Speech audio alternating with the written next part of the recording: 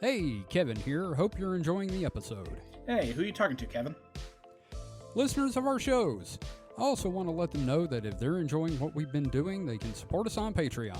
Oh, Patreon. Were you going to tell them about the early episodes? Also, Patreon-exclusive episodes that can be found there, too? Well, yeah, I was going to do yeah, and then there's the other cool stuff, including art, merch for subscribers, like tote bags, hoodies, shirts, mugs. Yeah, and Can you believe people could support us for only $5 a month? You're definitely going to mention that, too, right? I was. Support Supernatural Selection and The Distraction Hole on Patreon for as little as $5 a month. Visit patreon.supernaturalselectionpod.com to learn more and get started today.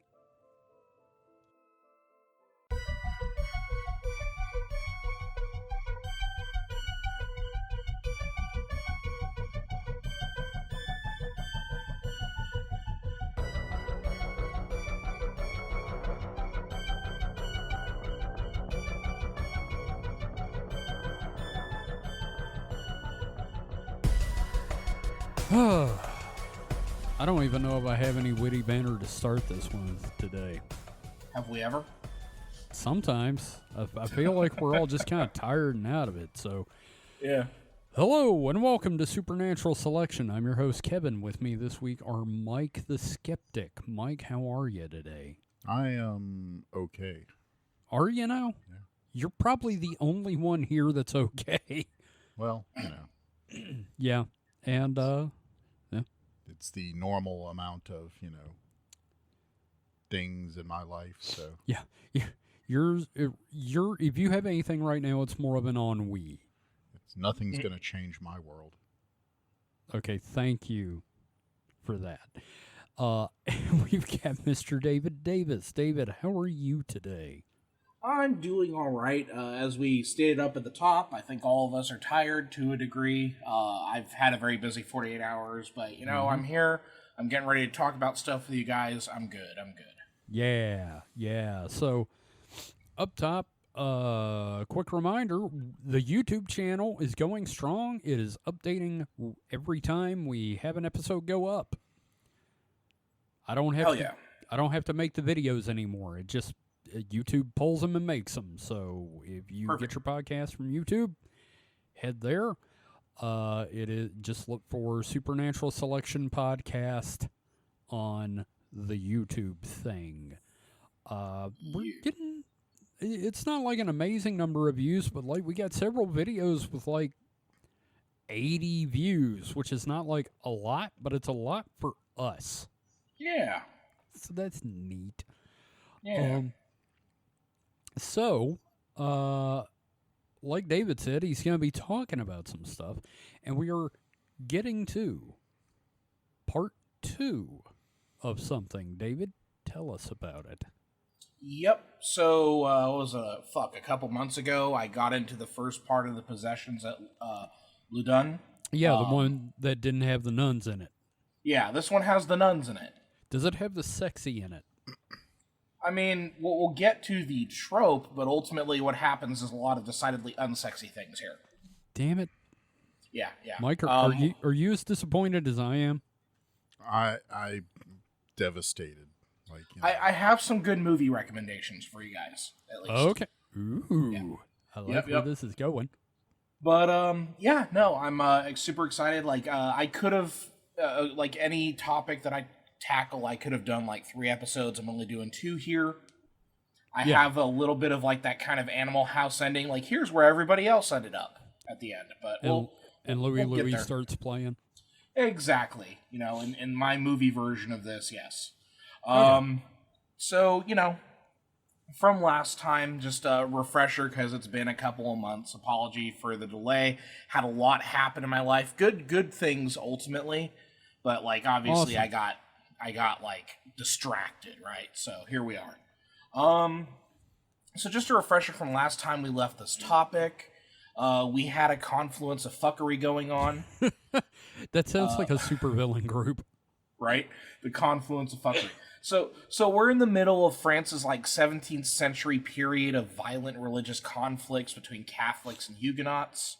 the centralization of government in France through intensive reforms, and there's another wave of plague going on. Always fun. And these are just some of the broader factors surrounding the events I'm going to talk about here. Beyond that, on the smaller microcosm level, we were talking a lot about Father Urbain Grandier. So we have a controversial priest who has rapidly built a collection of enemies that includes someone at the very top of French society, Cardinal Richelieu himself, Yes. through controversial views on celibacy and the state. In addition to engaging in like petty slights and being a bit of a fuckboy. That's the main thing we talked about that first episode, was just this priest, but on top of that, kind of like the attitude of like sexual politics in France amongst the nobility and the priesthood. Right. And Right. have you guys noticed that every time we talk about the deep past like this, there's always a fuck boy? Of course there is. I mean, what else were they going to do? Watch TV? Okay, fair. Fuck, maybe. Yeah. Fuck. Yeah. As a I mean, boy. that was his problem. That was his problem. Yeah. So yeah, this is basically part 2. The first episode was titled "The Nuns Aren't Even in This One" because like I didn't get into talking about them till the very end. There's a whole prank involved that kind of kicks off a lot of this. We will get into that in depth. I notice a lot of possessions tend to start with a prank went wrong. Just some mad goofs, bro. Yeah, it's just a prank, bro. Yeah, just mad goofing, bro. Why you gotta be so serious about it? So with that being said, a lot of my research is just carried over from that first one. So specifically, I'm again going to be primarily using Aldous Huxley's account of the events, which is The Devils of Loudun. Because it's so well written and really strings together a good narrative, there's actually going to be several portions I'm going to read to you guys. Just because like it sells like a cinematic view of this sort of thing. Right. Now, I have used additional sources to corroborate elements as I could and provide additional details as necessary. I'll mention them like when it becomes important to mention them, but for the most part, they're just kind of like baked into the storytelling. I'm more focused on the storytelling on this one. Okay. Like I did the research though, right? You saw how long the thing was. No, we've gotten to whole new levels of length. Yeah. So you can find the list of sources at the end of the script document, which is linked in the show notes. I also continue to use the write-up from Occult World, Brian P. Levac's The Witchcraft Source Book, 2nd edition, The Devils of Loudun by Edmund Goldsmid, and Looking Back, The Possessions at Loudun by Craig E. Stevenson, right? And I really do want to stress that most of this episode is structured after Huxley's book, as it made for just like this wonderful, nice kind of read that takes you through all of the events. Had a good flow. Yeah, absolutely.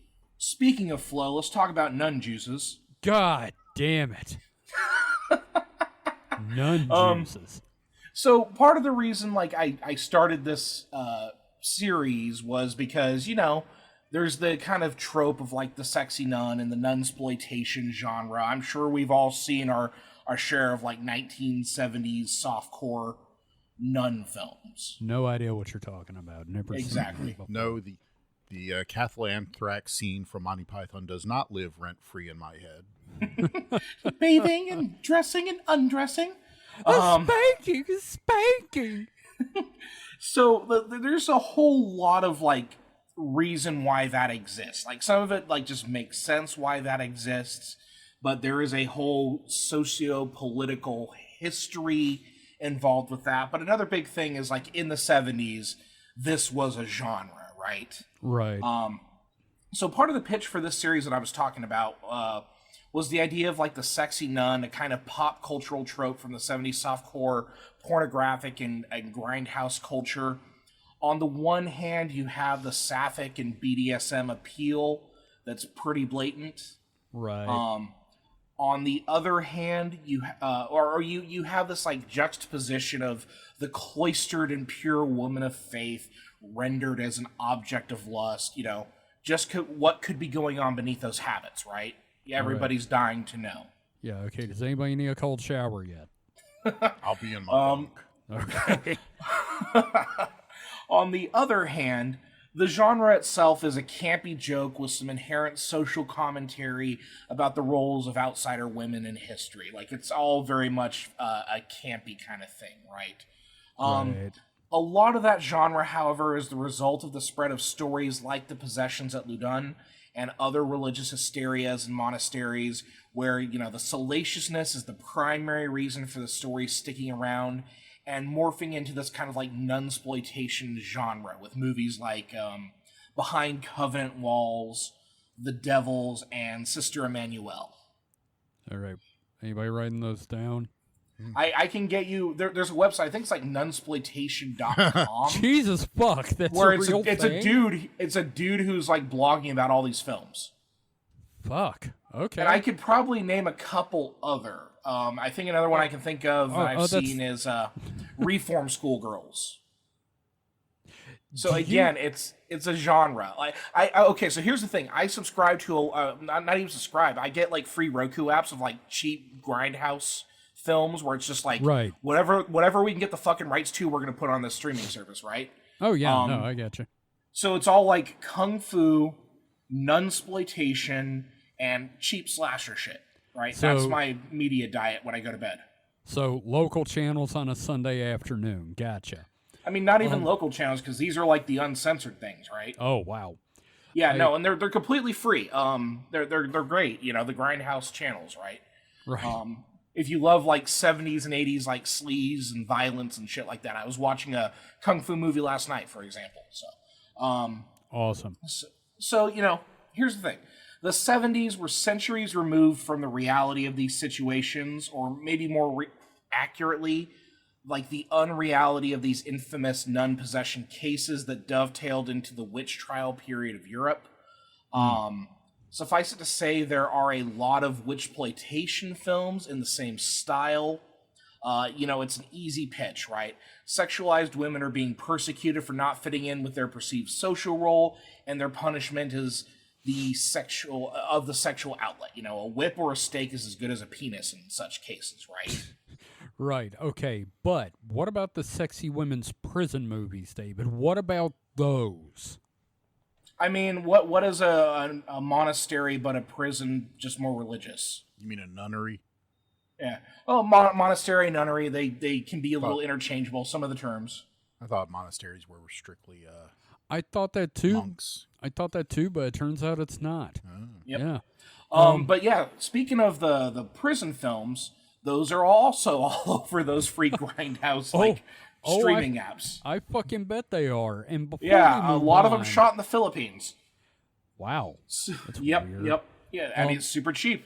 Before we move on, and not to digress too much, does anybody remember the Kentucky Fried Movie and that amazing bit, Catholic high school girls in trouble? Oh, yes. Show me your nuts. That whole thing. Yes. Yeah. Sorry. So and that's the thing. Like, even in like I don't know if Kentucky Fried Movie you consider it like a mainstream comedy. No, but it's all over pop culture. It's a 70s pop culture thing that made fun of that whole genre. Yeah. Exactly. So while the pitch for this series that we're now in is it was Sexy Nuns, it was just the kind of like pop culture sugarcoat I am using to introduce like bitter truths about a combination of like religious hysteria and that complicated sexuality, and there's like naked power grabs that resulted in the brutal death of a controversial priest. You have the exploitation of sheltered women and the ultimate failings of a church that was allied too closely with the state. Okay, then. I need you to stop saying hysteria, sexuality, and naked.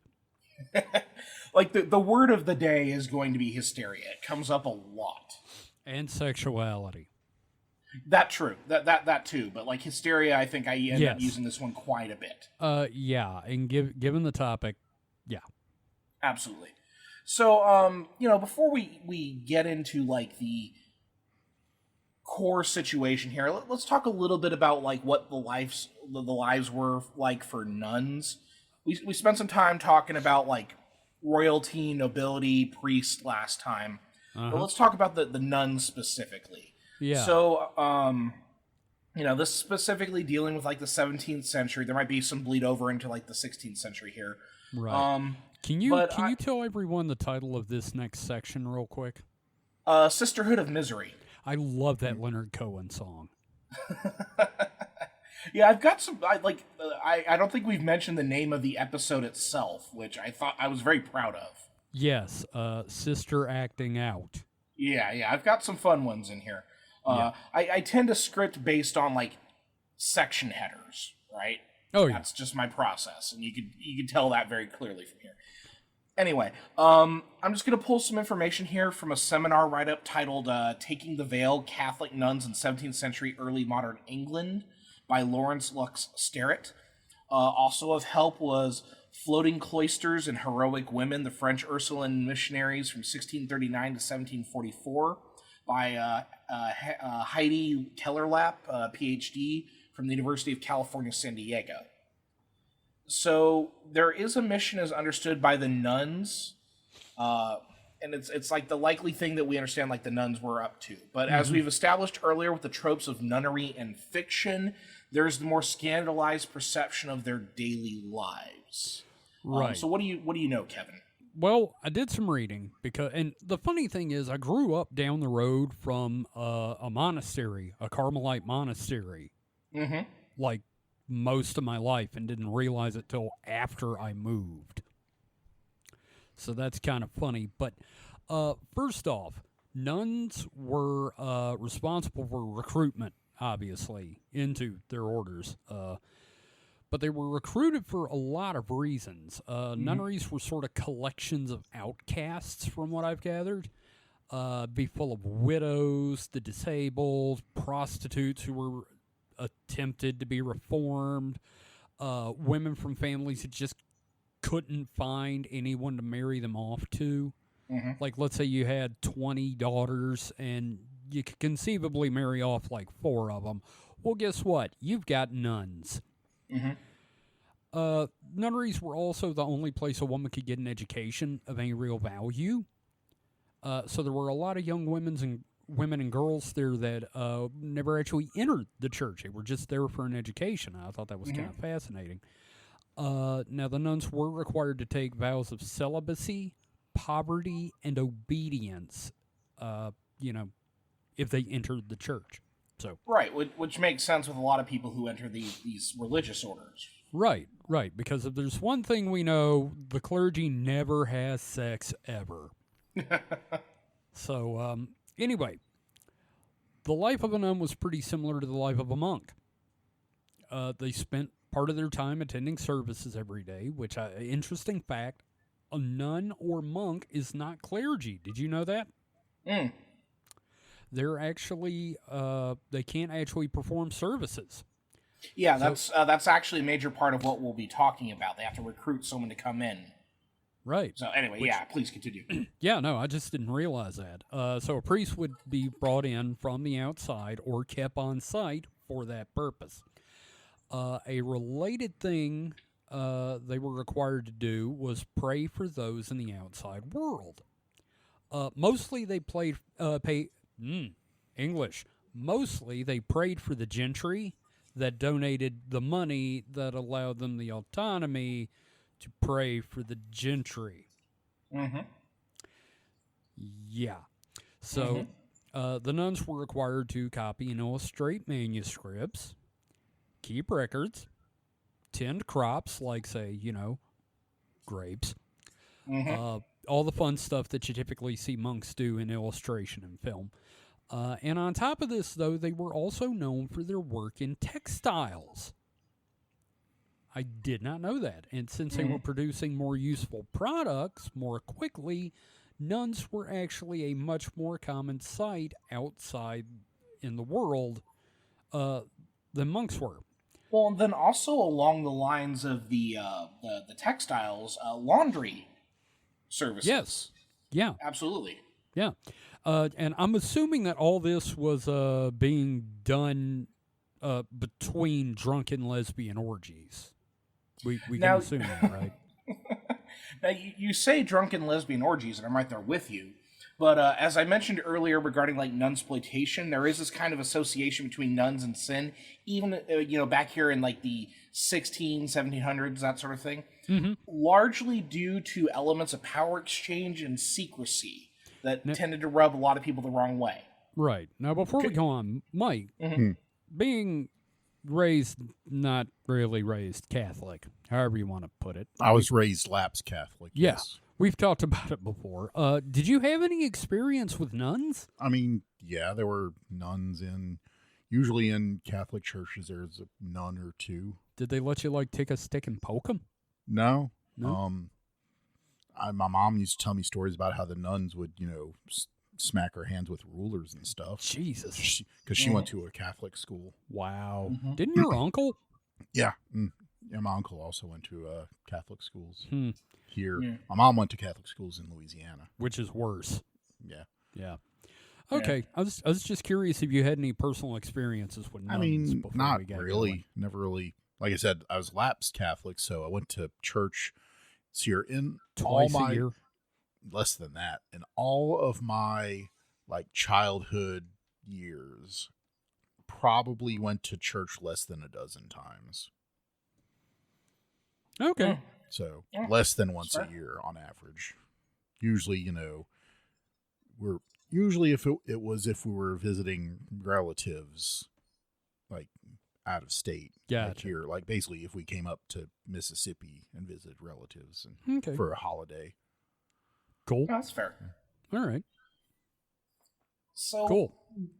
basically, as far as the lives of nuns were concerned, like you're pretty much spot on, Kevin. Like with what you mentioned. Cool. Thank you. Specifically, like the Ursuline nuns, the focus of this week's episode, they were very notable as educators, especially this cloister of them that we're going to be talking about in Loudun. Okay. Quoting Dr. Heidi Kellerlap, by the 17th century, the French Ursuline nuns had developed premier schools for young girls that rivaled in reputation those of the Jesuit colleges for boys. I remember we had talked about Jesuit boys' colleges in the last episode. Yeah. And there was a little bit of naughtiness going on there too. Yeah. They don't make movies about that though. No, they don't. Ursulines educated upper-income bourgeois girls and boarding students, and unique to their order, provided free day schools for poor girls. By 17, cool. Yeah. I mean, a lot of it's it's that outreach. That you do something for the community to try to get them into the church. Ultimately, It's good for the community. Hopefully, it's good for the church. By 1700, they had over 350 convents throughout France that boarded 10,000 to 12,000 young girls and educated countless poor students. At the peak of their success in the 1610s, French bishops began implementing the decrees of the Council of Trent that, among other things, cloistered all women's religious orders. This forced previously active communities like the Ursulines to either take their formal vows and commit to the contemplative life of sanctioned religious orders, or become purely secular communities devoted to active charity work. So between 1610 and 1658, all Ursuline convents were cloistered. Students were taught in specially designed classrooms inside the convent walls. And while some houses welcomed and even sought this change, others resisted it. So there was kind of like this schism between, how much of it should be based on faith and how much of it should be for like the good of the community, right? Right. One group of Ursulines in particular circumvented the constraints of claustration imposed by cloistering, that's a fun thing to say. Yeah. By becoming the world's first female European missionaries to the New World. Oh, interesting. Also, I know 10,000 sounds like a lot, but the number of women in nunneries at any given point in the 17th century was around during the 17th century was around 80,000, which is insane. Yeah. It's reading about populations in the past is super interesting because the numbers either seem super high or they seem super small, but at the time they would have been super, super large totals of people in a space. The events that we'll be reading about, the city is fucking packed to witness someone be burned to the stake, and they talk Yeah. about people sitting on the rooftops, and you're like, okay, yeah, it must be like a ton of people, but then it's like, I don't know, it might only be like a couple thousand. Yeah, I mean, I just assume it's like 9 dudes living in Florence was all there was. So, as we know from cheeky softcore porn titles like Behind Covenant Walls, there is an allure of mystery and eroticism associated with nuns even back in the 17th century. Humans are perverts and just can't help themselves. Yeah.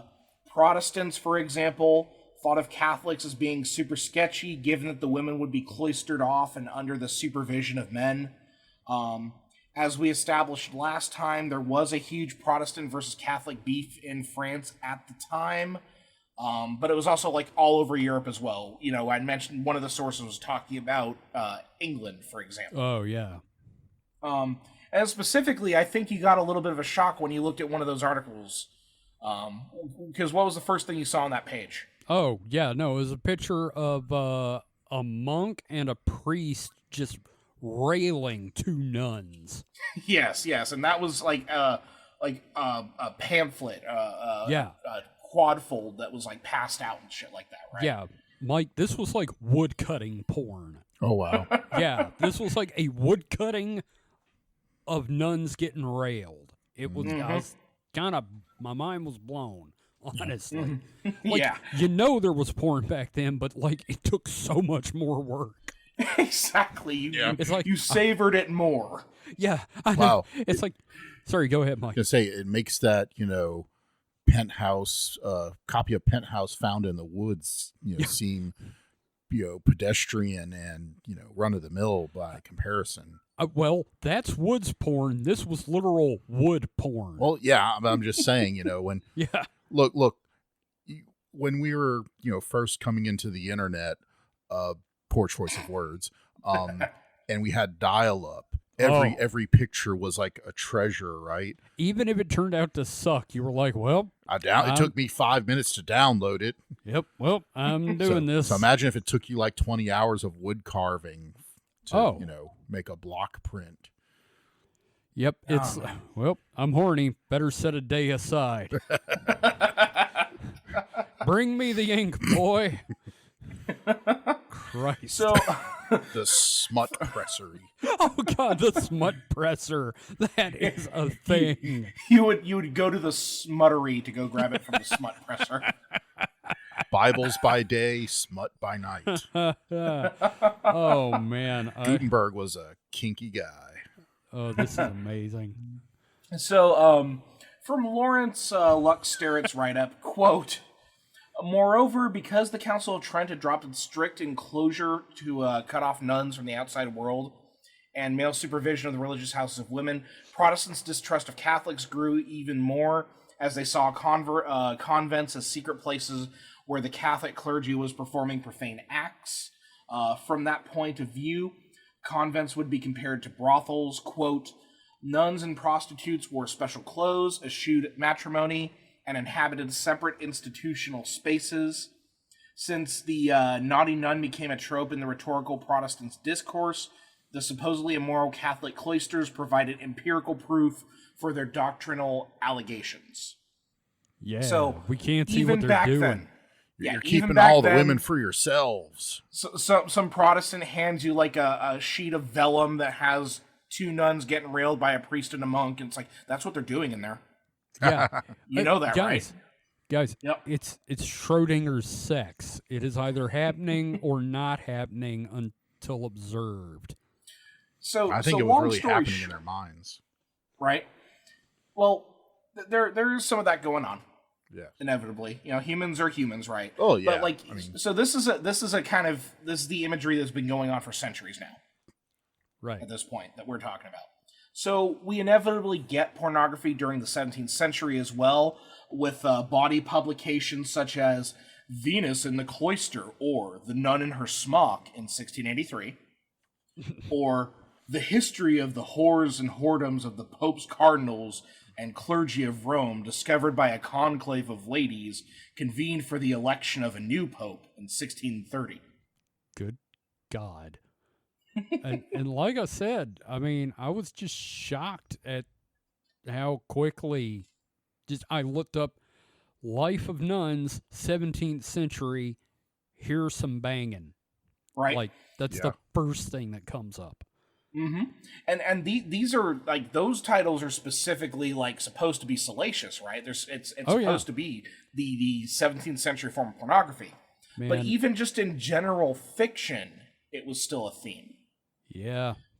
So even then, significant writers of the time didn't take the nuns all that seriously either, and they kind of fell into this kind of view. So, Shakespeare did it with Twelfth Night or Romeo and Juliet. Margaret Cavendish and Aphrodite in, The Convent of Pleasure in 1668, or The History of the Nun and the Fair Vow Breaker in 1689, respectively. They kind of do that same kind of imagery of like the naughty priest and nuns running around and that sort of thing. And like Protestants really made a meal of all of this. Quoting again from Lux Sterret, quote, "The aim of such Protestants' texts was to prove that Catholics were either manipulators or easily influenced, or using God's forgiveness as a false pretext to justify sinful acts."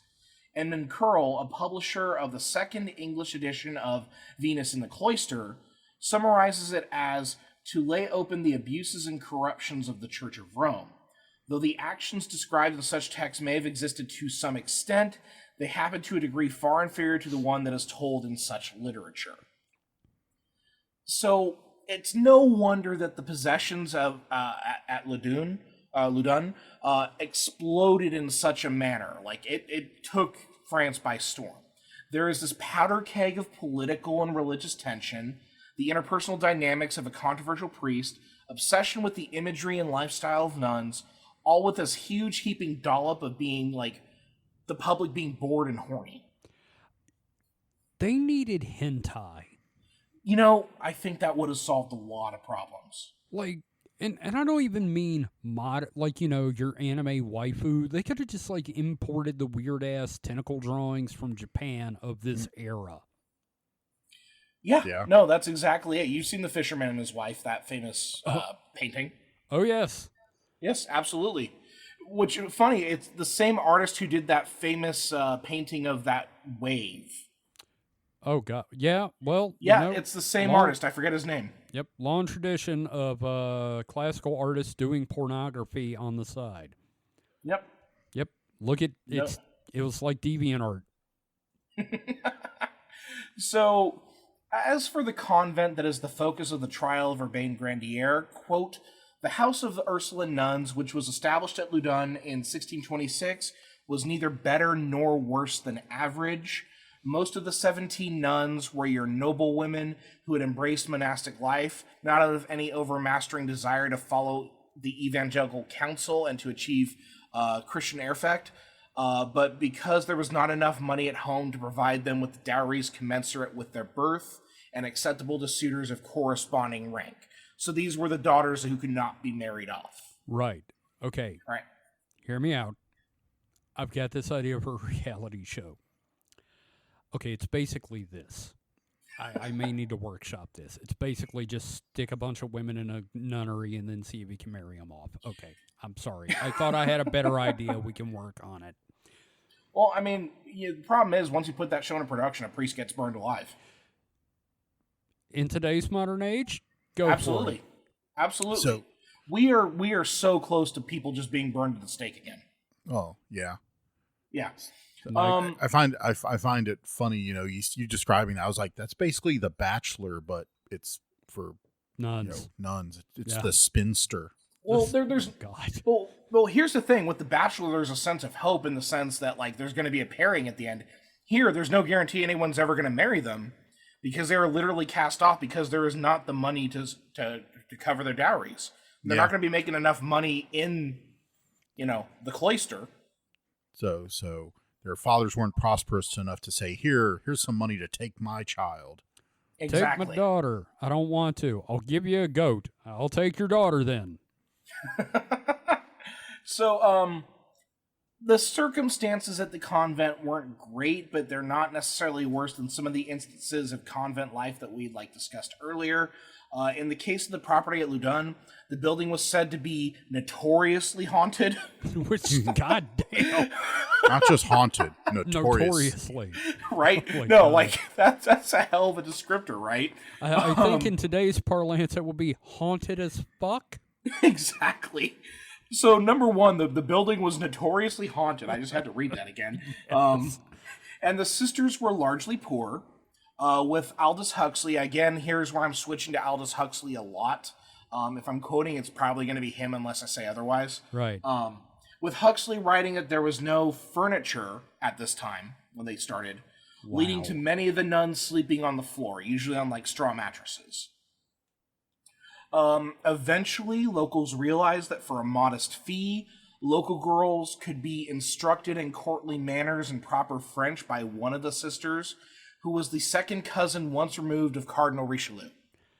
So, when said in regards to Richelieu, second cousin once removed sounds like genealogy. When said in relation to my family, it sounds like there's no branches on my family tree.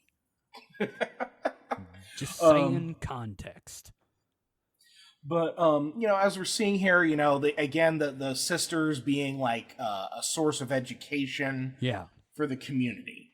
So, with this connection in place, having a member of someone who will basically end up kind of ruling France alongside Louis XIII, the convent began receiving students. Quoting Huxley here, with them at last came prosperity. Servants were hired to do the dirty work, beef and mutton reappeared on the refectory table, and the mattresses were taken off the floor and placed onto wooden bedsteads. So they got a lady in there who could do like proper French and teach courtly stuff. All the local lords start sending their children to that monastery to get educated. Sure enough, there's money coming in. Right. So the thing is, you've got these 17 nuns who are just kind of there educating people, and I'm sure that breaks up the monotony a little bit, but it's still super fucking monotonous, I would imagine. Yes. So, between bored young nuns, a purportedly haunted house, and a tendency towards gossip as entertainment, we have the tinder that will become the fire of possession hysteria, and we're just missing that spark. Tinder. That's what all these people needed, a dating app. Exactly. Well, here enters our main character of this episode. Like, she's the co-star of this episode, alongside her Bane Grandier. Jean de Angus. Okay. So, what we know about Jean de Angus is laid out succinctly in Huxley's book. Jean de Angus was her name within the church, but she was born in 1602 as Jean de Belciel of the Baron of Caussé, Louis de Belciel, and Charlotte Gomer de Chalais. These are old nobility. Yeah, I can tell. It's the D in it. And then one has the apostrophe D, right? De. So old nobility. Echelé. Yes. So Jean, however, and I don't know if it's Jean or Jeanne. Let's go with Jean. I'm going to go Jean. Jean. Hey, Jean Agnes. Jean, however, was born with a deformity.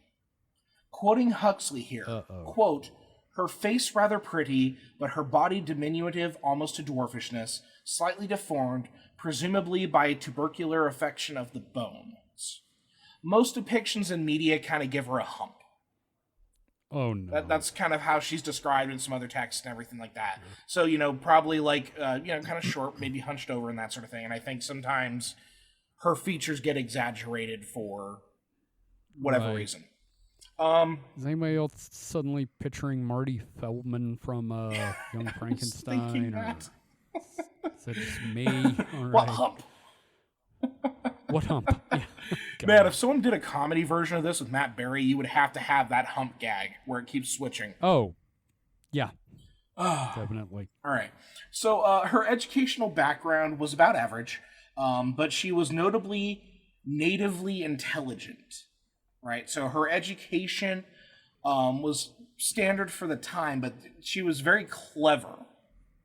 I guess natively intelligent just means intelligent, like able to learn and shit, right? I think it's more of like shrewd and calculating, because Is it? Okay. and the reason why I say that is because I'm kind of comparing it to like street smarts versus book smarts. Okay. And she seemed to Right. have kind of like the street smarts thing because she is a social climber and she manipulates things, as we're gonna see. Right. With however, this like native intelligence was also and like this insight she had was also paired with a bad attitude, with Huxley describing her as a quote trial to others and her own worst enemy, which says a lot about her. I think someone who's like very very smart, but in such a way that like they're trying to get one up on people and ultimately kind of ends up being their downfall. One thing I've learned is intelligent smart asses are dangerous. Yeah, no, exactly. So quoting again, because of her deformity, the child was physically unattractive, and the consciousness of being misshapen, the painful knowledge that she was an object either of repugnance or pity, aroused in her a chronic resentment, which made it impossible for her either to feel affection or to permit herself to be loved. Disliking and consequently disliked, she lived in a defensive shell, issuing forth only to attack her enemies, and everybody, a priori, was an enemy. So she obviously she ends up being ostracized because of her physical issues, and that just gives her a chip on her hump. Oh, God damn it, David. But I think we can kind of see where a lot of this is going here. She has this kind of like superiority to her in her how she views the world. So Jean was bad-tempered, sarcastic, and cruel, evoking derision or cynicism, often vengeful. As Huxley writes on her laughter, quote, directed against others, never against herself, a symptom of the unreconciled hunchback's desire to be revenged on destiny by putting other people in their place, and their place, despite all appearances, was below her. I am in this image, and I don't like it. Like, you understand, that's what I love about Huxley's writing here, is that, like, you understand exactly the kind of person she is. Oh, yeah, no, I get it. Yeah, you see the trajectory here. So wasn't this character in The Witcher? I wouldn't be surprised. So, and the thing is, like, obviously, like, Jean had a hard life, as one would assume, given that it is the 17th century. She has a deformity. She is, like, the daughter that can't get married off. So, like, literally her parents outright sent her off as a child to an elderly aunt who happened to be the prioress of a abbey, only to be returned by the nuns of the said abbey a couple of years later, unable to deal with her. I'm assuming they kept the receipt? Just a big old return to sender stamped on her back. Jesus Christ. Man, can you imagine that? You get sent off and then, like, God damn. You get sent to stay with the Sisters of Infinite Mercy and then they send you back. There is Sisters of Infinite Mercy and they ran out. But, God. so bad-tempered kid, everything like that. Like, again, like, I get it. I'm sympathizing with her. But also, like, no, I mean, you're kind of digging your own problems here as well. Eventually, she would find her way into an Ursuline house at Poitiers, having taken her vows. Surprisingly, she was not a great nun, but due to the wealth and influence of her family, she was kept around, right? So, curiously... Oh, she was kept around all right.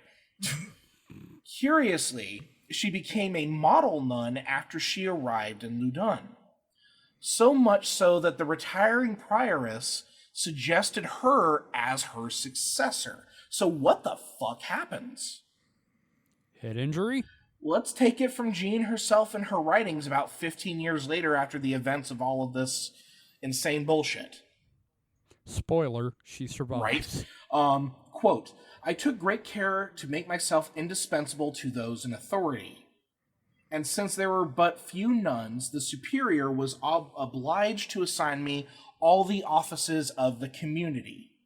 It was not that she could not do without me, it was merely that I imposed upon her by 1,000 little compliances, and so made myself necessary to her. I knew her so well how to adapt myself to her humor and to prevail upon her, that at last she found nothing well done except what was done by me. Oh, so she sucked up like no one's business. Wheedled her way in there, and just so this is part of that social climbing thing we're talking about here. Yeah.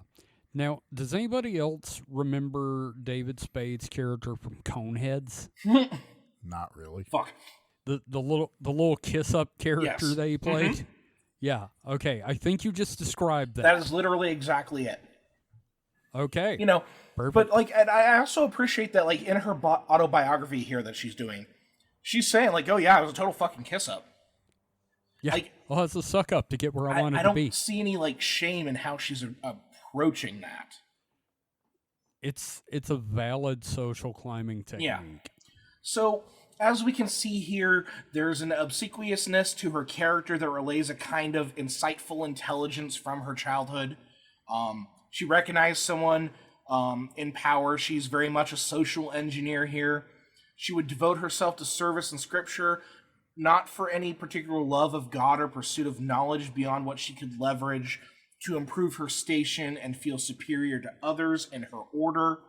And by all accounts, she ended up becoming Mother Superior by 25, head of the house of 17 nuns. So, Wow. yeah, she ends up becoming the Mother Superior at the age of 25. Now, from what I understand, Mother Superior is a title used for the head nun of an order, rather than the more accurate term here, prioress, but please let me have this pun. First off, Dusty said the term abbess is also used, but go on. You have your Yeah, pun, she your wanted to pun, and your feel pun. superior to others in her order. I appreciate that. If you must, you can have your pun. But yeah, I mean, that's all right. Yeah, she did what she had to do to put herself into a position to do some good for the community, because again, these nuns are working for the community, doing bookkeeping for the community, right? Any things that had to go off to like the central places within France, the correspondence, everything like that. The nuns were taking care of that shit. They kept the community running. Right. Yeah. Like, it's not like anyone's gonna burn to death as a result of her actions. Oh, wait. Several years later. Well, Jean was a gossip and spent much of her time with social circles outside of her duties, and inevitably, being in the social circles of Loudun, she would hear tales of one Mr. Grandier, sexy tales, scandalous tales. I feel like every circle of friends has that guy. The sexy guy. Like, in your 20s, they're the coolest person in the world, and in your 40s, their crotch is fucking radioactive. There were sexy tales, but were there duck tails? Woo! And just, I mean, think about what we had talked about with Urbain Grandier, like, back in the first episode, like, getting some of the local ladies, Philippa Tricant becomes pregnant, he ends up having a child with her, and everything like that. That whole story gets a little more interesting as well, which we'll get into. I do not know what you're talking about. I have never touched a woman before. Now, unsurprisingly, the topic of Grandier's sexual exploits lit a spark in the loins of Jean, and she became obsessed with him. #obsessed. Why would he waste his time with servants and cobblers' daughters and noblewomen when she was available? She was the superior woman, after all. Okay, first off, damn your puns. Secondly, don't say loins. Do we remember that she was kicked out of her home by her parents for a time? Uh-huh. Mike, you remember that Yep. part? Yep. Okay. Well, by the time she had control of her nuns in Loudun, she was now the only child. Her brothers and sisters, biological, not ideological, had passed.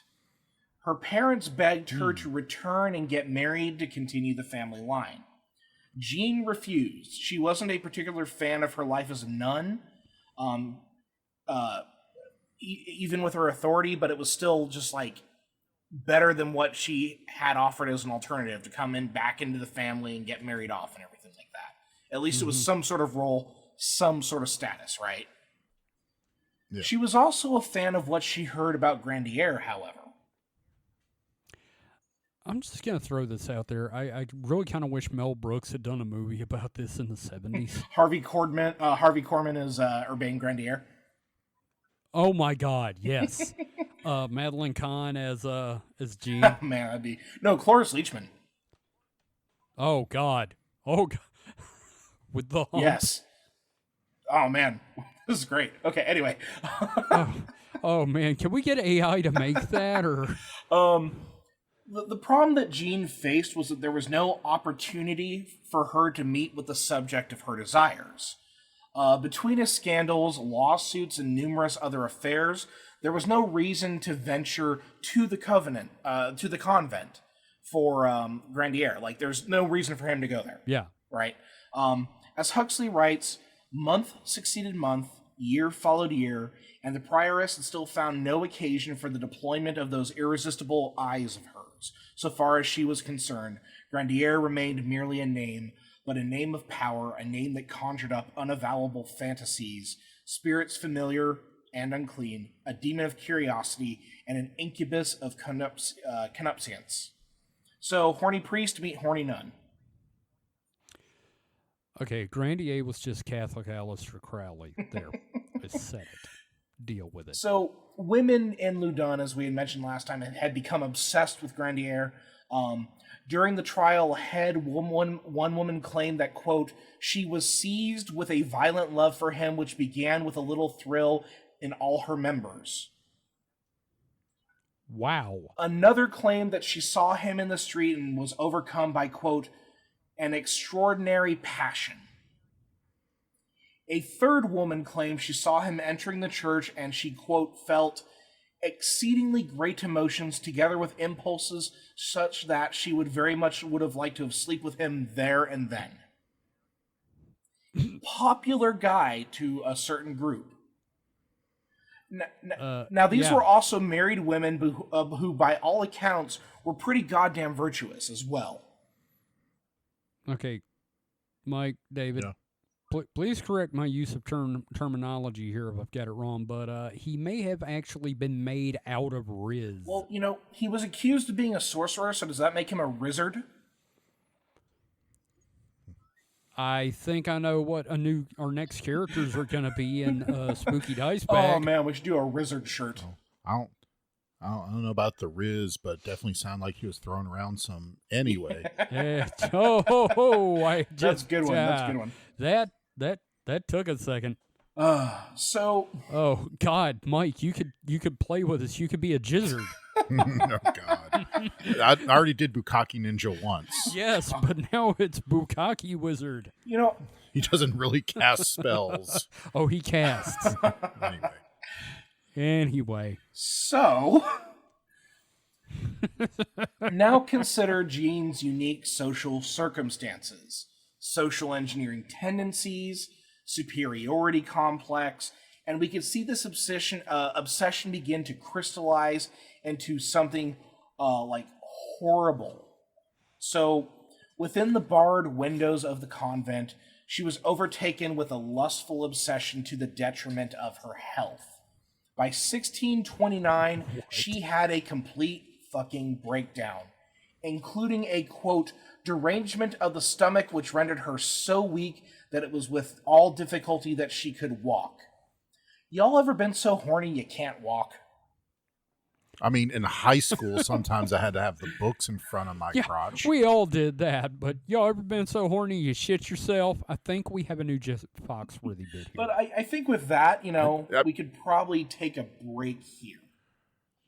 Well, I was imagining her just looking out the barred windows and seeing him and being like, I'm going to eat that ass. Literally, that is a scene from The Devils. her in her little like it's not a cell, like literally keep these women barred away, but it's at the street level, Yes. so it looks like she's looking at a dungeon at this guy. And like climbing up on the bars. It's nuts. Just licking the bar. Just humping the walls. Crazy shit. Jesus. Dogs and cats humping together. Mass hysteria. But yeah, we'll be right back. Okay, break, right? Yeah. We'll be right back after these cold showers.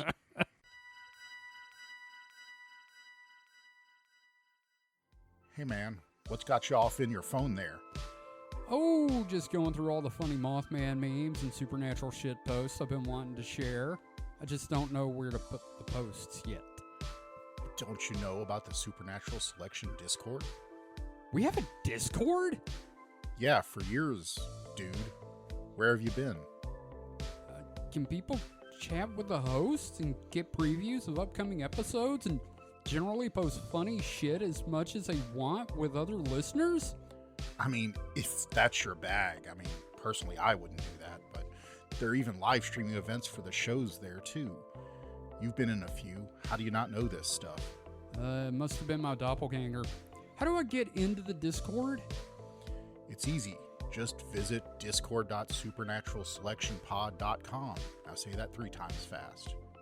Well, that's perfect. Now I can share 3 terabytes of Hollow Earth memes. Get it? Terabytes. Never mind. Forget I said anything. Just don't do that. You should definitely not visit discord.supernaturalselectionpod.com to join the Discord. We don't want you there. Too late. I'm already posting my alien abduction fan fiction with the general chat. Join the hosts and listeners of Supernatural Selection on the official Discord. Just visit discord.supernaturalselectionpod.com. And we are back. How y'all doing so far, guys? I'm pretty good. Well, I know I'm still giggling at the idea of a Mel Brooks movie about a hunchback nun trying to get with the horniest man of the day, and the nun being played by Marty Feldman. So, I really appreciate having Jean's perspective in all this, because I find her just as fascinating as Urbain Grandier.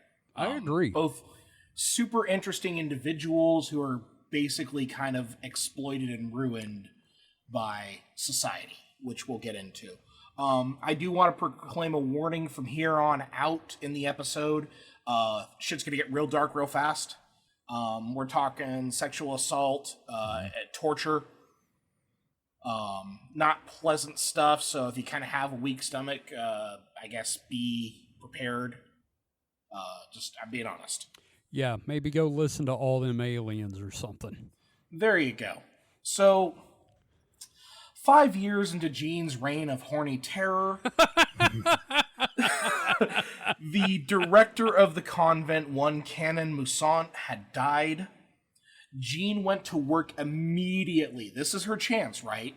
Yeah. She dispatches a letter to Grandier. She wrote about the tragic loss of their spiritual leader and the need for the convent to have, a new director, such as Grandier himself. Grandier declined, citing his existing duties. Let me see here. How many girls you got there? 17? Let me know when you turn it around to 71. I'll think about it. So, Huxley again, quote, "From the pinnacle of joy, the prioress tumbled headlong into a disappointment in which grief was mingled with hurt pride, and out of which there grew, as she ruminated with the bitter cud of her defeat, a cold, persistent rage, a steady malignancy of hatred."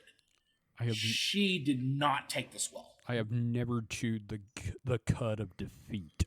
The bitter cud of defeat. Well, I can't imagine there's going to be the sweet cud of defeat. The sweet cud of victory and the bitter cud of defeat. There you go. But you see why I am quoting Huxley so much, because this phrasing, bitter cud of defeat, it's just chewing on that defeat. Oh my God. Yeah, no, that's some great writing there. Mm-hmm. So, one of her first actions manifested from her rage at Grandier's rejection of her, as she saw it, was that she would hurl a string of insults to one Madeleine de Bru, who had arrived at the convent to see a niece.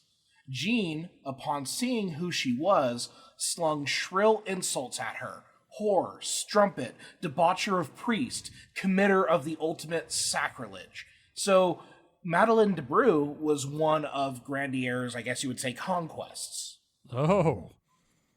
So now picture this, okay? There is this grill or bars that separate the nuns from the part of the convent to keep them isolated and, ostensibly safe. And you have this angry, deformed nun screaming at you, insulting you, and spitting at you from this barred off section. I visited a prison once in the 90s on a field trip, and you just described the whole experience. Like, it's gotta be fucking shocking, right? Man. Like, and do you think like she ran up to the bars so the bars rattled? Like it's a jump scare? Oh my God. That should be a haunted house. It's just screaming nuns. Oh, dude, yes. Like, a Catholic haunted house is just nuns like going up to the bars and rattling at them at you. Oh my God. And They screaming got their insults. rulers. Yeah. They got their rulers and they're smacking the bars with the rulers. Oh God. Now, as much as we've discussed like Cardinal Richelieu as one of Grandier's enemies, I should also mention one Father Mignon here. Is his first name Filet? I wish. He has been floating in the periphery of the events as he is related to Philippa Tricant, who had tangled with Grandier a few times in the biblical sense, if you know what I'm saying, and I think you do. So Mignon was just one of the many in the long line of the Grandier Haters Club. Now, most recently, he had lost a court case to Grandier regarding some parish property, like some land, right? Mm-hmm. So again, this is just more of Grandier just like pissing the wrong people off. So Jean reaches out to Father Mignon. And through her social machinations and Mignon's general fuck that guy attitude, there was an alliance that formed. And Mignon would serve as the head confessor for the convent. Because they had to bring in an actual ordained person to do the confessions. The nuns just can't do that themselves. Yeah. So, meanwhile, Jean hated Grandier, but was still obsessed with him sexually. I hate you so much, I want to fuck you. Yeah, I'm not going to say I felt that before, but I mean... You anyway, felt that before anyway. Let's move on.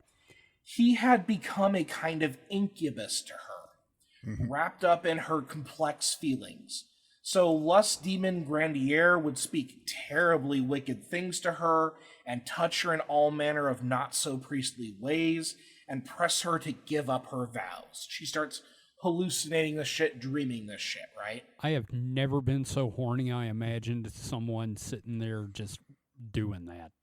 Well, you've also never been like a monk who, Yeah, you've never been a nun before, Kevin. Giving up the booty would be, like going against all your vows. Yeah. I've also never been in the 17th century, so, That's true. That may be a thing. Otherwise, you would be a lich. Yeah. And every morning, it seemed that Jean would convey these stories to the other nuns, because, again, there's a lot of gossip going on. Oh, yeah. Including one, Claire de Sazalie, who is that cousin of Richelieu. Oh, damn it. Soon enough, these nuns also began to have dreams of naughty clergymen behaving most unwholesomely, and a lot of them being Grandier. New SCP drop, mimetic horny nuns. Who would have think you repress a, normal human instinct for long enough and then start talking about it? You start, dreaming about it. Yeah, no, I just picture her telling another nun about it and her going, excuse me, gets up and just slips in a puddle that wasn't there a minute ago. And... May I borrow your diary for the night? And then the prank happens. Oh, no. So this would have been around October of 1632, Kind of fitting. I believe. The nuns were cloistered in a home that was reputed to be haunted, notoriously haunted, as I had said earlier. Haunted as fuck. And the young nuns knew of this.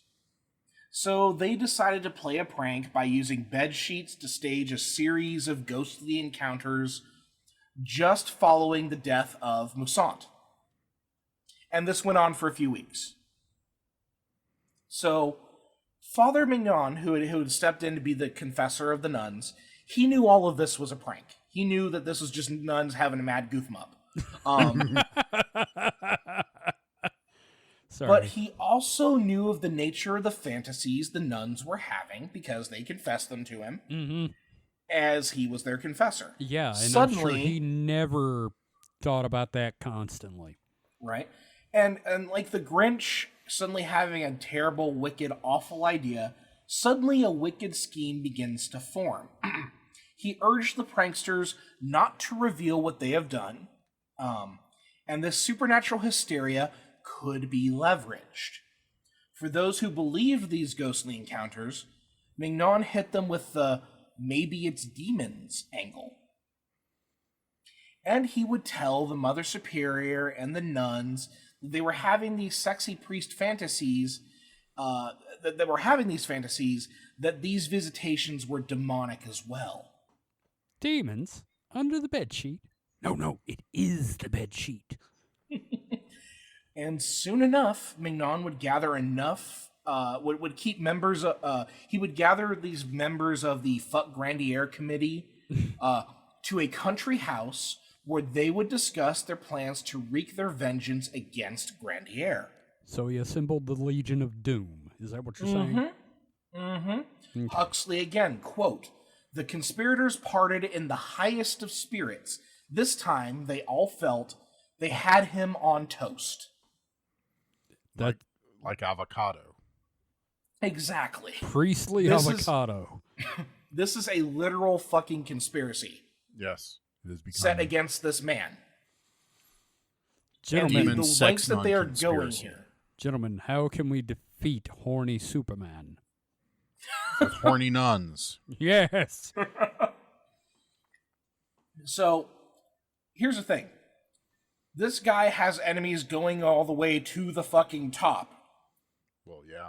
The conspiracy, like, to the top. This is like peak conspiracy, like, this shit has actually happened. Right? Let me ask. I don't remember from last time. Had he pissed off the Pope? No, not necessarily. if you piss I know off that the Richelieu and the Pope were a little bit on the rocks. But, Oh, you know, right. Richelieu also had the benefit of working with the head of the state, who was Yeah. Louis XIII. Yeah, can you imagine if he had lived long enough to piss off all the way to the Pope? Hell, pissing off Jesus. I think if you piss off the Pope, you're just like done. Yeah, you're excommunicated. You pretty much get converted to Protestant, I guess. That or they just throw you into the catacombs. Ooh, good point. The Pope's secret basement. Yeah. The Vatican Secret Archives. That or it's you- like the end of God damn it, Raiders of the Lost Ark. That- Thank you. Yep. That or they Yeah, bust you. I understand your pop culture focus. Thank you, sir. If you piss off the Pope, he just busts you all the way back down to choir boy and puts you under priest touchy. Oh boy. So yeah, I mean, because that's kind of the weird thing that's going on with France right now is like they're still part of the Catholic Church. They're like still the Pope is the Word of God and everything like that. But like because the moves that Richelieu is making, he's kind of like detaching it. He's still using the authority of the church, but he's associating it with more of a secular state in the form of this centralized government that he's building with Louis XIII, right? So it's a weird situation. But, so again, we now have a literal fucking conspiracy. These things happen. So Mignon had sent for an exorcist to investigate all this, and he receives 3. Well, right? embarrassment of He riches. sent for 1, he gets 3. 3 for 1. Not bad. Mm-hmm. So nuns were being visited nightly by a devilish spirit resembling Grandier. local Protestants were like thrilled with the hot gossip of bedeviled nuns and the involvement of a devilish priest. And it almost made up for the loss of the Huguenots at the fortified city of La Rochelle in 1624 at the hands of Richelieu's forces, almost. Because we were still, like, in that 30 Years' War period. We were still having that kind of central conflict of, you know, the centralized state on Richelieu and Louis XIII's end trying to tear down these, like, fortified, little mini-states, right? So nobody could stand against them, right? That was partially why Grandier was so accepted by Loudun, because he stood against it. It's like, no, keep the towers, right? Right. But, you know, keep in mind that Grandier had been seen as okay by the Protestants of Loudun because he was against all the fortifications being torn down. But by the time of all of this occurring, the Huguenot stronghold had at La Rochelle had been torn down, right? So that's a huge loss for them, for their autonomy and everything like that. So the tide's kind of changing here. You know, no matter what, Grandier is still a Catholic priest. Right. So now, regarding the news of the nuns being obsessed with him, Grandier didn't know what to make of it besides dismissal. He was suggesting that they were bored or lonely and subject to a touch of furor uterinatus. Now, if I'm not mistaken, did he just say angry uterus? Angry, upset uterus, yeah. And if I'm not mistaken, didn't they think the uterus could, like, wander around the body and just do shit? I don't know, man. I think old medicine, I know, crazy shit. I feel like we've talked about wandering uterus on the show. Like, we're just past the period of, like, the humors, right? Yeah, and we're 5 years in. I don't know what we did last month.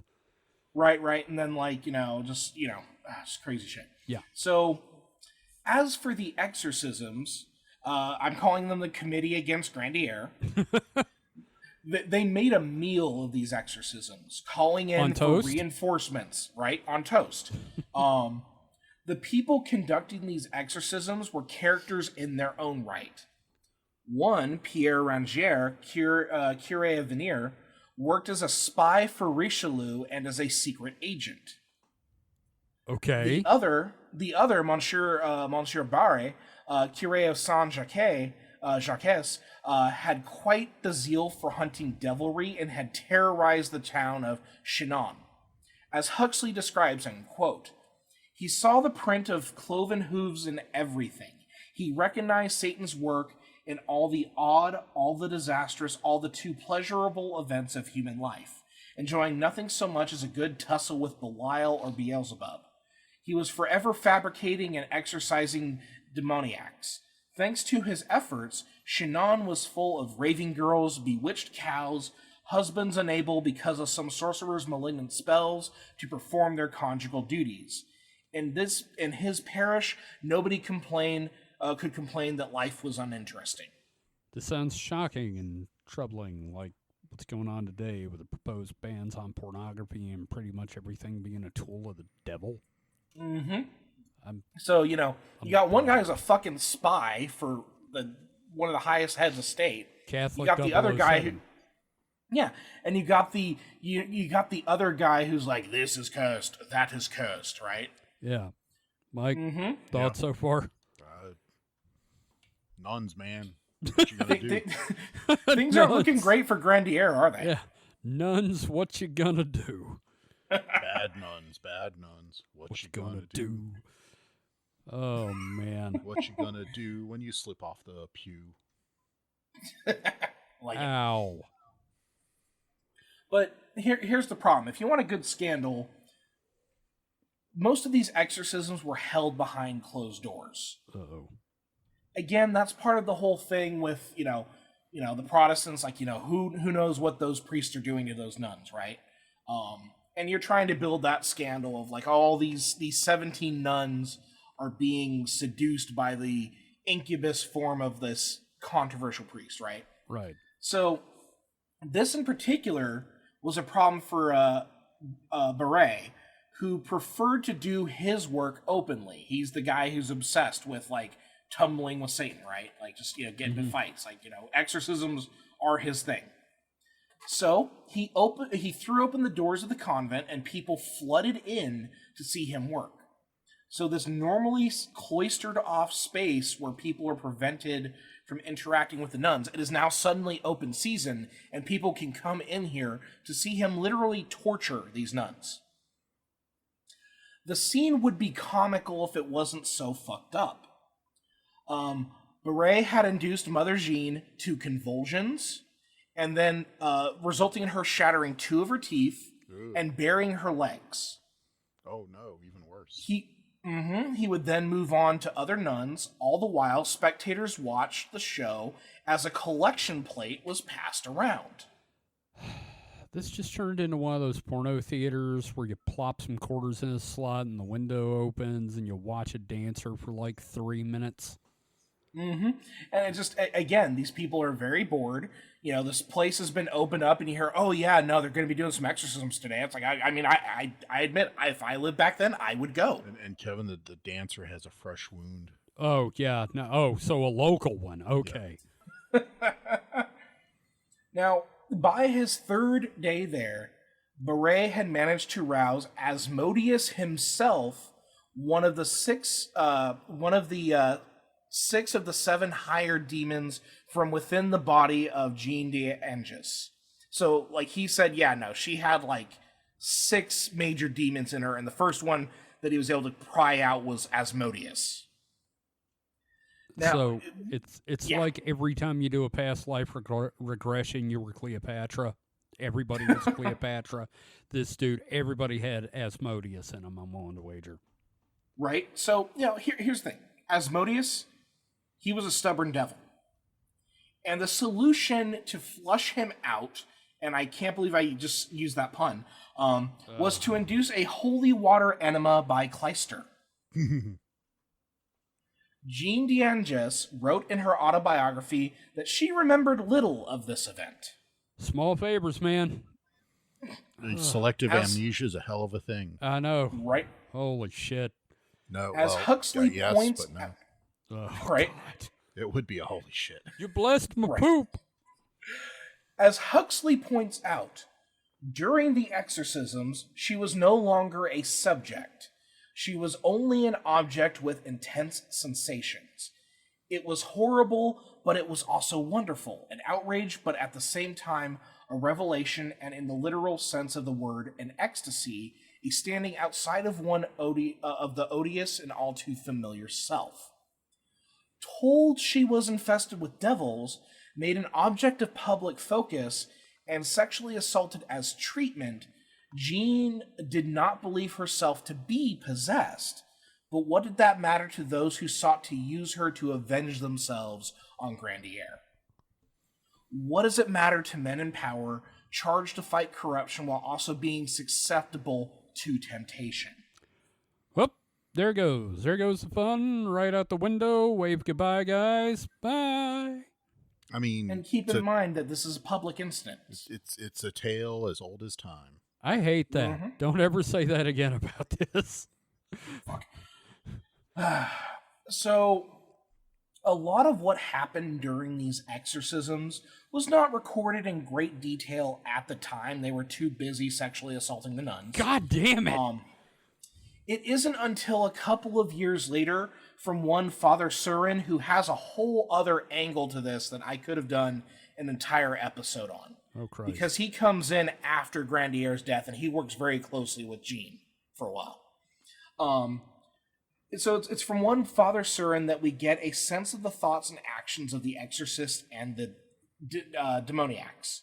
A tableau flurry of repressed sexuality, power imbalance, and masochistic tortures that would inform the stories and legends about this hysteria that would fuel the nunsploitation films of the 70s. You know, at least one good thing came out of it then, I guess. Right. As Huxley writes on this orgiastic frenzy of religion, power imbalance, and lust as conveyed by Surin, quote, "Such was the atmosphere in a convent of demoniac nuns, and such person with whom, in an intimacy that was a compound of intimacies existing between gynecologist and patient, trainer and animal, adored psychiatrist and loquacious neurotic, The officiating priest passed many hours of every day and night. The temptations were too powerful, and there is good reason to believe that they took advantage of their situation and to seduce the nuns committed to their charge. So Surin wrote that there was a constant temptation in Loudun, but it was resisted. The perceived debaucherous events were just of the imagination. Considering what we know about the sex lives of the contemporary clergy from the previous episode, I am less inclined to take this on faith.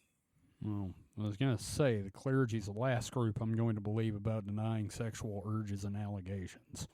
Yeah, we recall the rather infamous moment where the boy from the Jesuit school was experimenting with the menstruations of one of his servants. Right? Yeah. And if you don't remember that, go listen to episode 1. Or something. So, right?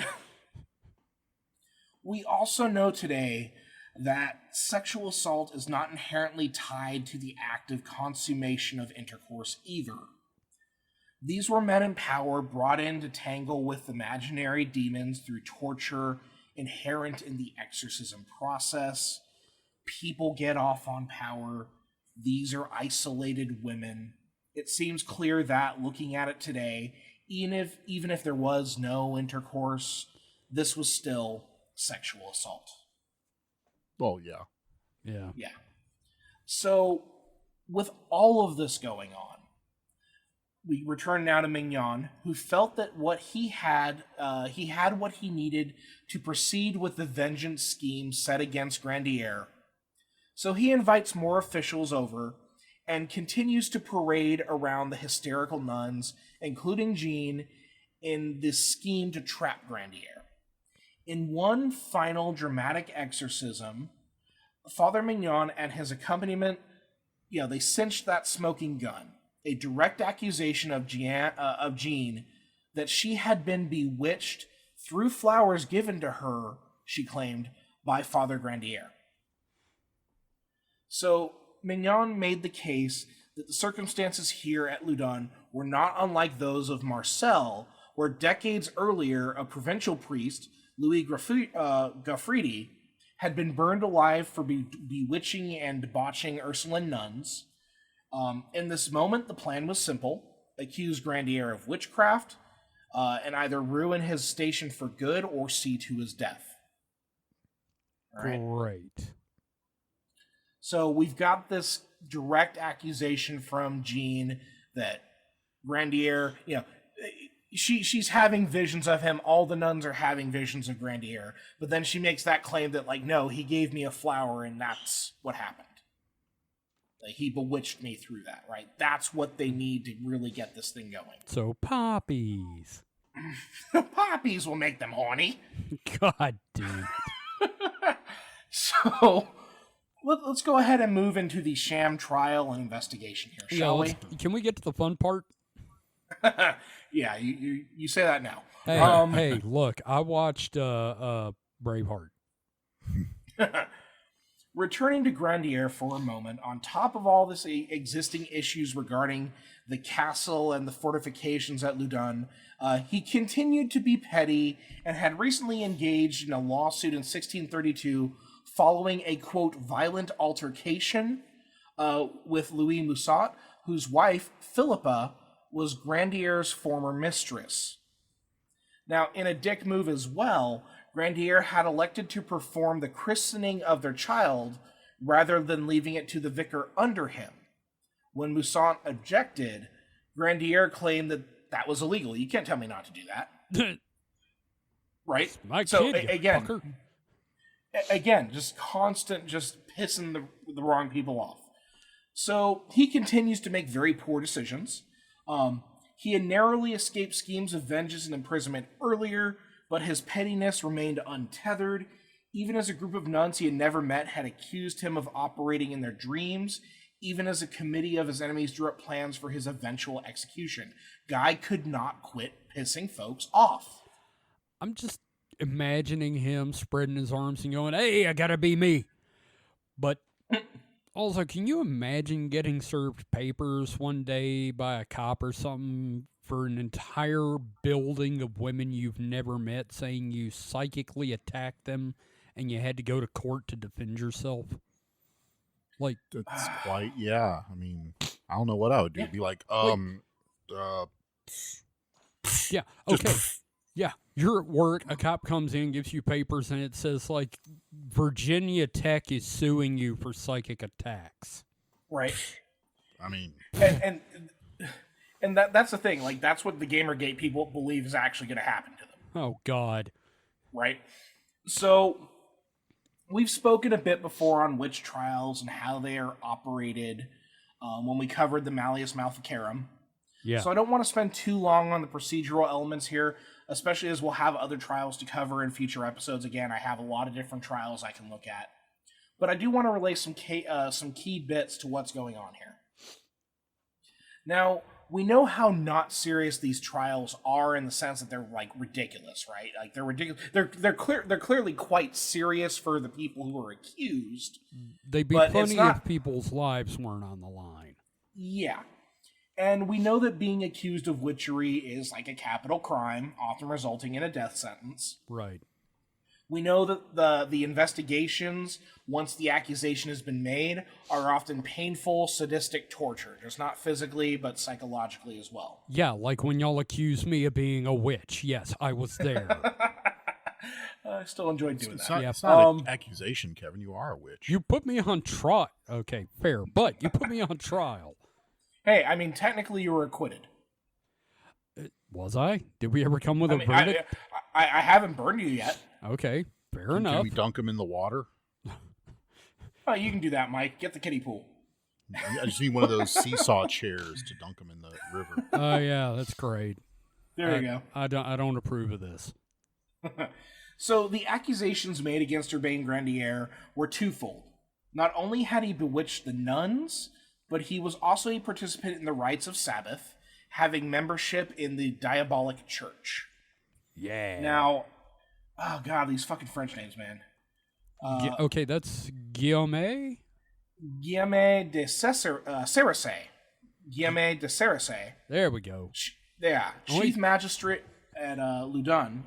Only took two of us to get that. Yeah, no, teamwork. Anyway, the chief magistrate of Loudun, who had found no real evidence of actual possession, right? As he had seen it, there was like a sickness, but there was also fraud on the part of the nuns and malice on the part of Mignon. He recognized, like, no, there's some bullshit going on here. Plus, this hysteria that's going on creates a loop to justify further hysteria. Like, this guy recognizes this is going on. Right. The problem was that the things were already in motion, and written orders left de Cerace's hands tied, as it were, to let the exorcisms continue.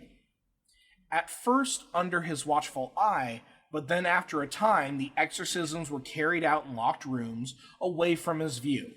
So they had exorcisms leading up to the accusation, and then to gather evidence for the trial, they're committing further exorcisms, but they're now starting to keep them private, so that way they can say, oh yes, no, this nun totally said this. Yeah. Right?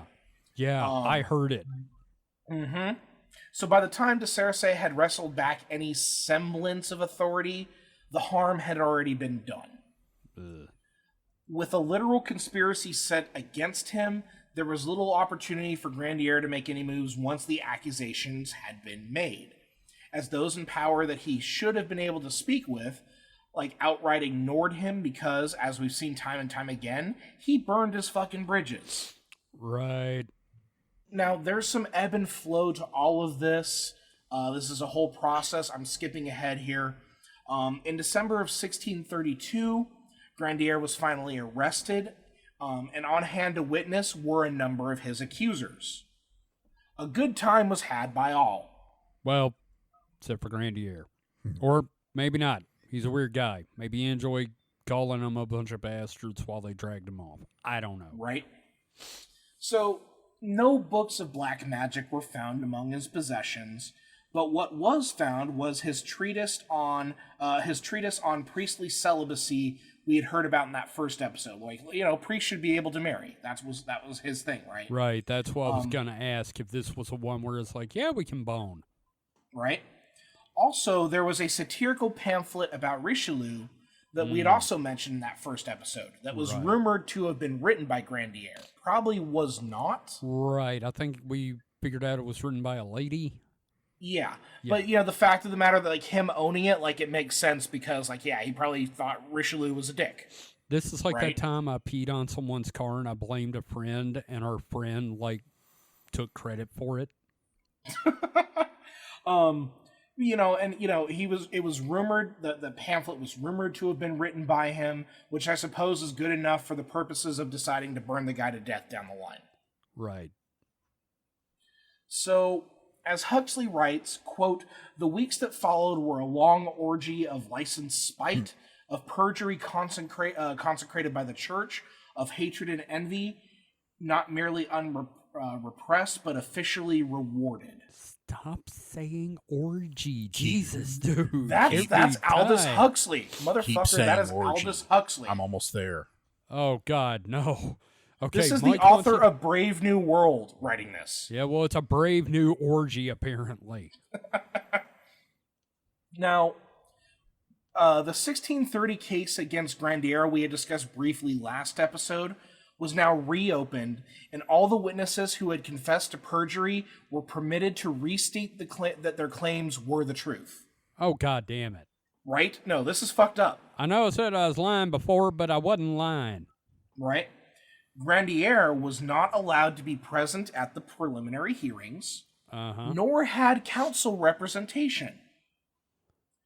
His own mother wrote to Jean de Laubardemont, who we'll talk about in a minute, Laubardemont, who reported directly to Richelieu about so his mother writes about the illegal nature of these proceedings, only for the petition to be torn up. All right. Much of this was grounds for an appeal, and the clock was ticking to convict Grandier and execute him. He had his enemies, and now he was finally going to pay for his slights and arrogance. Yeah, and I'm just picturing him ripping up the petition in front of him going, man, fuck yo mama. I think I would not be surprised if they just tore up the petition in front of his mom, dude. Jesus. No, good God. Just like, have you ever felt persecuted before in your life? Just like, even if it's just like, you being unreasonable. It's like, man, people are out to get me. Like, this is what that is. This is actual persecution. Yeah. So, I had just mentioned, it's actually Jean de Laubardemont. Right. So I had mentioned him just now. A little diversion into him here. He was essentially the right-hand man tasked by Richelieu to rid Loudun of its meddlesome priest. Specifically, he entered the story on a more secular note of having been sent to Loudun to demolish the tower as part of the centralization of the state we talked about last time. He was rebuffed by a local militia and returned to Richelieu right as the investigations and accusations about Grandier emerged. Rather quickly, Laubardemont would become Richelieu's point man in all of this. All right? Mm-hmm. So, furthermore, Richelieu himself took action, going to King Louis XIII and arguing that devils, yes, devils, were counterattacking the legal proceedings and the expedience of the conviction was necessary. Oh, goddamn. I really hope this doesn't, become precedent here. I had some thoughts today as I was out protesting and thinking about what I was going to be recording tonight. Goddamn, I bet. Louis XIII made it official that there would be no appeal, and Laubardemont would be able to continue the case against Grandier as he saw fit. That included leading Mignon to continue the public exorcisms, to rile up the nuns, and continue to turn the populace against Grandier. Now, one fucked up tragedy in all of this, of which there are many, but one of the fucked up tragedies, right, was that these public exorcisms and the scandal made for a tidy little tourist industry for Loudun. Oh, I bet. Come see the sex-crazed nuns and the priest that drove him crazy. Come see the barbed priest. right? Broadsheets and pamphlets spread all across France, and people turned up from all over to witness these events. People got rich. The Ursulines, for example, drew a tidy subsidy from the royal treasury, supplanted by donations from the faithful and rich tourists, excited to have something to see. It's fucked up to think about, but a lot of this stems from boredom. Yeah. Well, yeah, I mean, they didn't have, really any entertainment to speak of. So Right? you That's what gander people at used to do. anything you can. They used to go to fucking executions. That's where a lot of people had their picnics. They'd go see. No, literally, they would go see the hanging, and they'd have their picnic lunch. Yeah. Yeah. I mean, this is where the print-on-demand T-shirt was invented. Cafe Press history actually goes back for centuries. Right. And it was like, woodblock prints of him, like, on a guillotine. Right. So, and that's the fucked up thing with this whole tourist boom. Like, Grandier seemed to be truly doing something good for Loudun. Well, for once, I guess. Oh, and by the way, Jean d'Angis and the other nuns also withdrew their accusations about Grandier. Oh, no. Any exorcisms were now about, like, creating fodder for the eventual indictment of Grandier because those claims were on record. Now anything that they say about, like, being tormented by demons or whatever, they can still be linked back to Grandier, even though they withdrew the Grandier link, right? So at this point, even if the nuns had recanted their claims, the nature of the diabolic meant that their opposition was now influenced by the devil or sorcerer. Right. So that means that, like, oh no, if they're recanting, it's just because Grandier is, like, threatening them in their dreams. Right. I was gonna say, wouldn't them recanting just be seen as demonic behavior? Like, That's the other thing. Yeah, once you uncork the bottle of demon accusations, nothing is off the table. There's no logic arguing around it. It's right. Demons all the way down from then on. Mm-hmm. So the illegal bullshit railroaded nature of this trial would also carry over to the torture as well. Yay! So I think now we could probably take our last break, because then we're going to get into the actual, like, really grisly death of Urbain Grandier. I think we could use the prep time here. Great. I will fortify my loins. I don't know what else. What could I fortify? Gird your loins, Mike. Gird your loins. Fortify my bowels. Yeah. Well, I mean, at least you're able to. I don't think Grandier had that chance. Anyway, we will be right back.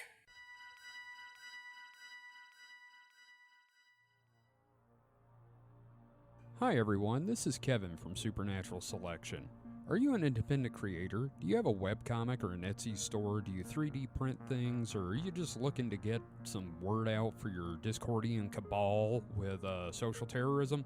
Well, we'd love to help. And David, I believe you've got some details about how we can help. Why, certainly. If you go to supernaturalselectionpod.com/contact, that is supernaturalselectionpod.com/contact, you can learn how to advertise with us. That's right. I believe the rate is $2 per episode. You can't beat that with a stick. I mean, trust me, we've tried. Yeah, that's cheap. That's literally cheaper than dirt. Mm-hmm. And best of all, if you're not sure how to write an ad, we'll do it for you. We'll even record it. Absolutely. Just let us know what you need in the ad, and we'll be happy to do that for you.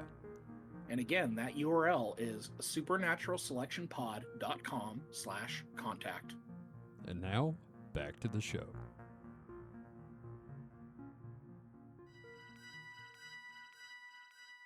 As am I. And we're back, and things are going to get a whole lot worse from here. Yay! Just a heads up, the section is literally just titled "The Fire." So good name. Good name, yep. David. Good name. So how y'all feeling about, like, Grandier here? Like, because I think we all three can acknowledge he's an asshole. He's a fuckboy. But I think we can all agree, yeah, he's a bit of a jerk, but, like, he's not one of the people I would immediately be like, that motherfucker needs to be set on fire. Yeah, he doesn't deserve this. Like, this is shitty manager levels of stuff. This isn't like war crimes. Yeah. So, Grandier stood no chance. He was sentenced by a council of 13 to the question on August 18th, 1634, which included his eventual burning at the stake. So the question was a name for the process of the post-conviction torture, exorcism, and burning. They were to be put to the question. Right. So before that, though, there was still the issue of confession. You see, he was tried and convicted of witchcraft, and he had still not yet confessed to the act for which he was already condemned. I love that the man had no rights, no chance of defense, and no way out, yet they still wanted a confession to salve their conscience. And that's super important here because these people in this conspiracy understand what they are doing is wrong. They understand it is legally fishy and that people can bring this stuff up. So as long as they can get a confession out of this man, it makes it okay.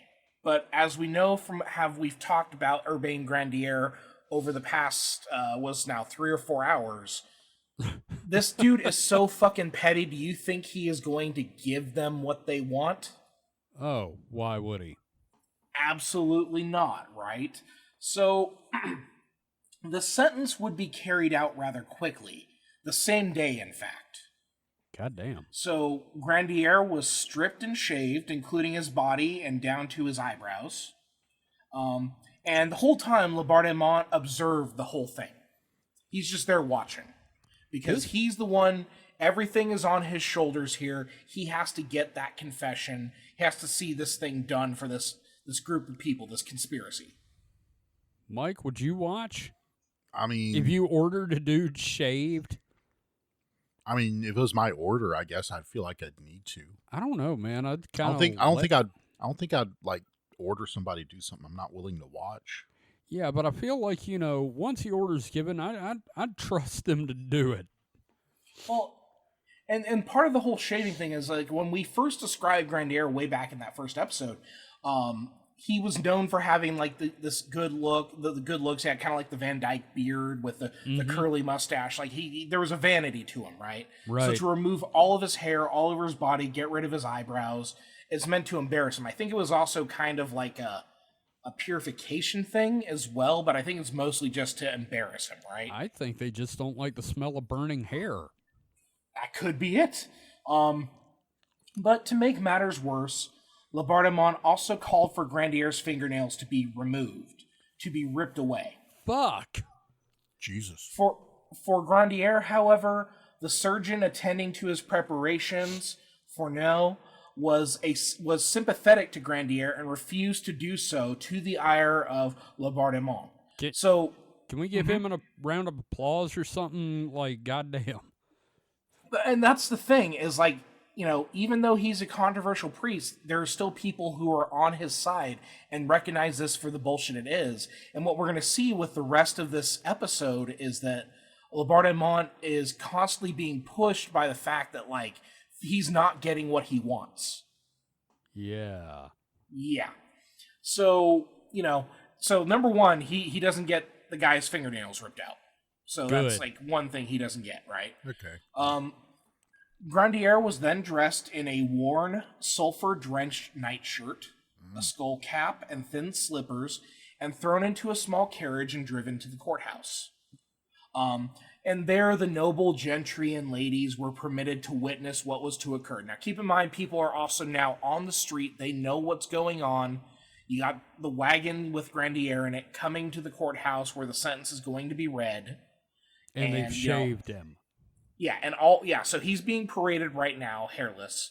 And then the noble gentry are inside the courthouse, here to watch. People are on the street watching. It is a fucking circus. And do you think somebody in the crowd saw the sulfur-drenched nightshirt and was like, wow, he looks real fucking flammable all of a sudden? So, As this was occurring, Grandier would be dappled with holy water and made to kneel before the judge's bench, bound at the wrist behind his back. His skull cap was removed, showing his now bare features and subjecting him to the ridicule of the court. So here's a guy who is known for his vanity. He's the women were obsessed with him, but now here he is, rendered completely hairless, no eyebrows. They start laughing at him.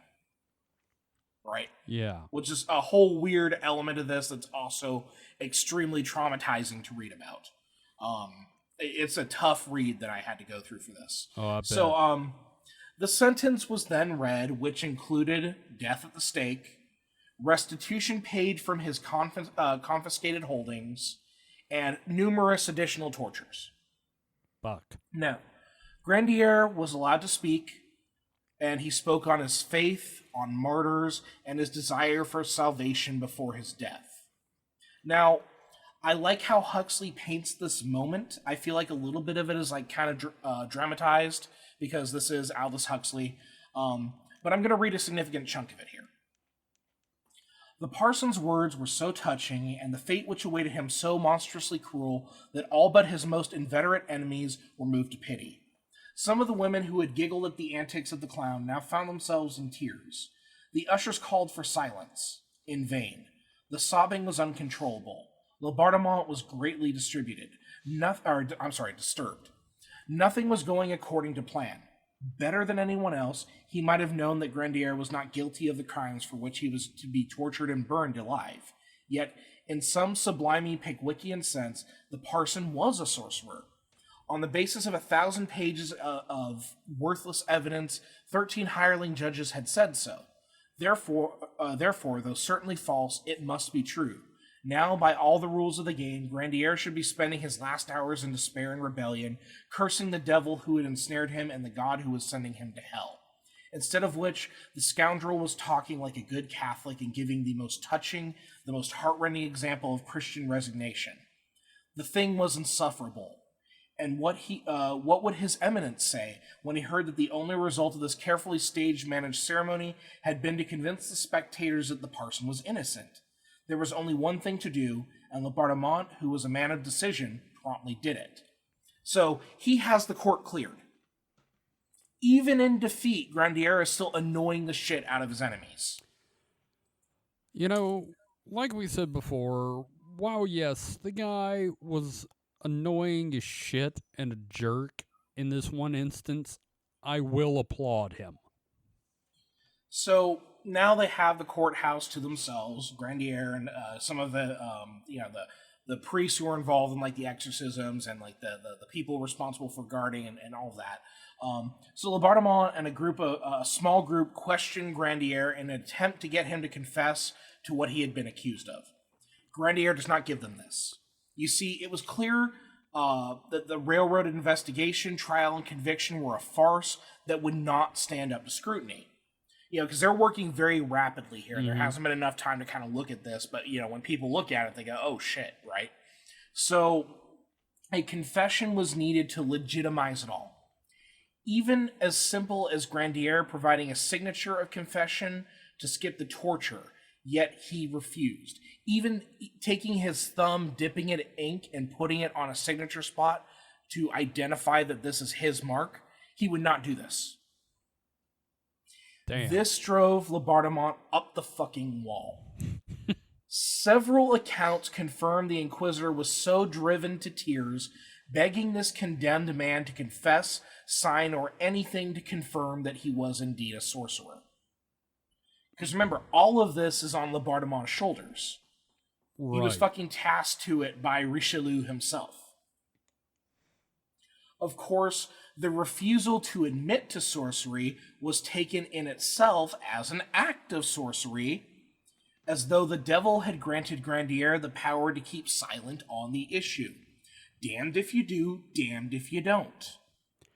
Okay, I seriously can picture this scene in a film.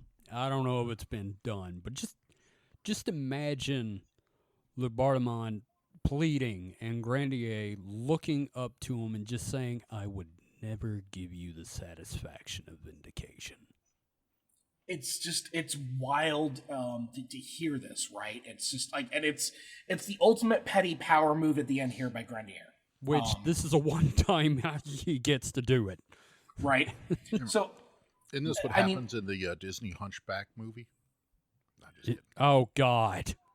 Oh fuck, man, that's traumatizing too. I've never seen it, but yeah, it's good. It's good. It's not like their best, but like it's still. It's good for what Disney could do with like Victor Hugo, right? Yeah. Like what was the name of the guy that played the voice of the priest in that? Tony J. Tony J. Oh God, I love Tony J to death. Yeah, and like literally, they gave him a song about how he wants to fuck the dancing girl. Like, song's called fucking Hellfire. Yes, it is so good. Anyway, okay. So essentially, we have significant psychological torture before the most extreme physical torture here. Grandier had even requested a friendly face to hear his final confession, but was denied that chance, only given a chance to speak with the enemies that now assailed him. He refused the counsel of his tormentors and was instead given 15 minutes to prepare himself for his final moments. Jesus Christ. Can you imagine? And, you know, most people, you just sit there worrying about it, I guess. Yeah, and I as I was reading this stuff, like, I put myself in that position and just, like, I don't know how I would have handled that. I think I would have been, like, a weeping mess, man, because, again, this guy is... I'm not going to say he's, like, innocent, but he is innocent of the charges that are put against him that he is going to be killed for. You know... He didn't commit a crime that was worthy of what is about to happen. Yeah. Right. But the thing is, there was a part of me that, like, if I were as pissed off as he probably is about this, I could see doing this shit. Yeah, I mean, you're hauled before, you know, everyone who you thought were your peers. They're, you know, heaping upon you all these, you know, accusations that, you know are bound, you know, have no merit. And it's like, I thought you were my friends. What the fuck, bros? And just, but to be given, at least like, colleagues, if not friends. Right? And to be given like a quarter of an hour, like you can't even talk to anyone who you know you can trust.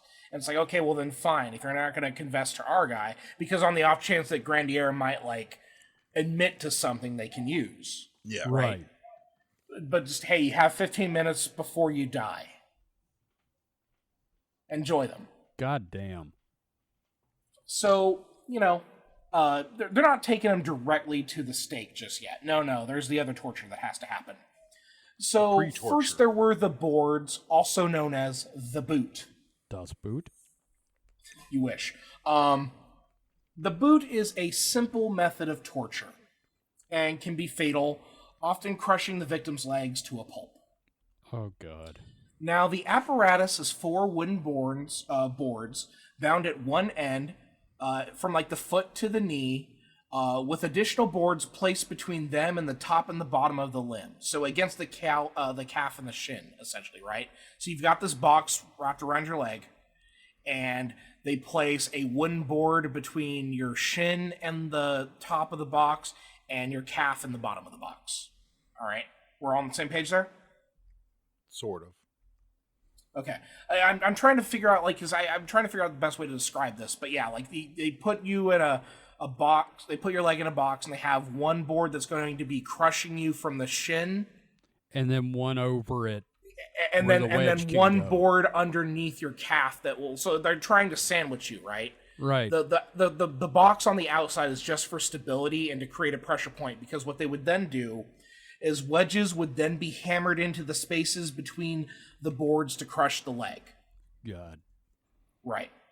So you've got the one mobile board that's inside the box that's set against your shin, and they're going to keep shoving wedges in there to create that pressure to press. Most cases of this torture in that time, in that region, involved about 8 wedges being used. Labarthémon asked for 10. Fuck. Right. He had also asked for thicker wedges, but when presented with the excuse it would take a couple of hours to procure them, he just went with the smaller ones they already had. David, why the fuck are you telling me this? because this is reality. Jesus Christ! Can I? Oh God. Okay, fine. So yeah, just again, you've got your legs sandwiched between these two boards, and they just keep shoving wedges of wood in there to continually increase the pressure until your legs are crushed. All right, and this is on both legs, by the way. Fuck. So the interrogation, because again, they would pound wedges in there, and then they would ask him to confess. Specifically, Labartman would release these shrill cries of "Dicas, Dicas," or "Confess, confess," as Grandier screamed, cried, and fell in and out of consciousness. Meanwhile, Fathers Tranquille and Lacance, two of Grandier's sworn enemies, these are two people who I think I've not even mentioned until now, got in on the action, hammering the wedges themselves at times. Okay, fuck both of those guys. By the end, all that was left of Grandier's legs were pulped masses of oozing tissues attached to the knees by ligaments. Somebody make a fucking fart noise or something for a joke. God. Thank you. Now, even after all this, Grandier refused to sign a confession, and his fortitude was again evidence that the devil had given him dark gifts. Any of Grandier's cries to God... What? Say if he had just died right off, it would have been seen as, the devil taking mercy on him and taking him out. So, another damned if you do, if damned if you don't. Right? Any of Grandier's cries to God were merely addressed to the devil, after all, his dark god. Oh, fuck off. Nevertheless, they all persisted. So after the torture foreplay. Right? Uh-huh. After several hours of this, around 3 or 4 p.m., it was time for the burning at the stake. Now, Grandier would be carried to the stake and pyre, and all the while he would be harangued by his enemies and townsfolk alike, urging confession. Grandier offers nothing in return. His sentence would then be read aloud again to the public outside of the door of St. Peter's Cathedral, where he had spent so much of his time in his holy work. He would be placed on his knees, but because his legs were destroyed, he simply fell to the ground face first, and the executioners had to support his weight to keep him upright. God. In one of the few acts of mercy here, Father Grelot, an ally who expressed continued doubt over the charges against Grandier, came to embrace him, and Grandier asked Grelot to pray for him. Again, though, a moment of weeping sympathy with a public audience, the gathered crowd noticed a wave of sympathy that began to sweep through the assemblage, again driving Labartman up the fucking wall. While most of Grandier's enemies watched with frustration and contempt, others started to express sadness. One, René Bernier, who testified against Grandier, pushed his way through the crowd to embrace him. All told, nearly 6,000 people gathered in Place Sainte-Croix to observe the events. People even watched from local rooftops. It was so crowded, it took 30 minutes to actually get Grandier to the pyre, which was only 100 yards distance from the church where they read his... Jeez. Yeah. Fucking Christ. Some of these people should have just watched it on, streaming. Come on. Right? Yeah, I mean, can you imagine the traffic getting out of there? Oh my God, man. Bro, So- my SUV's stuck. So they carry him there on a cart. They get the cart like that 100 yards, right?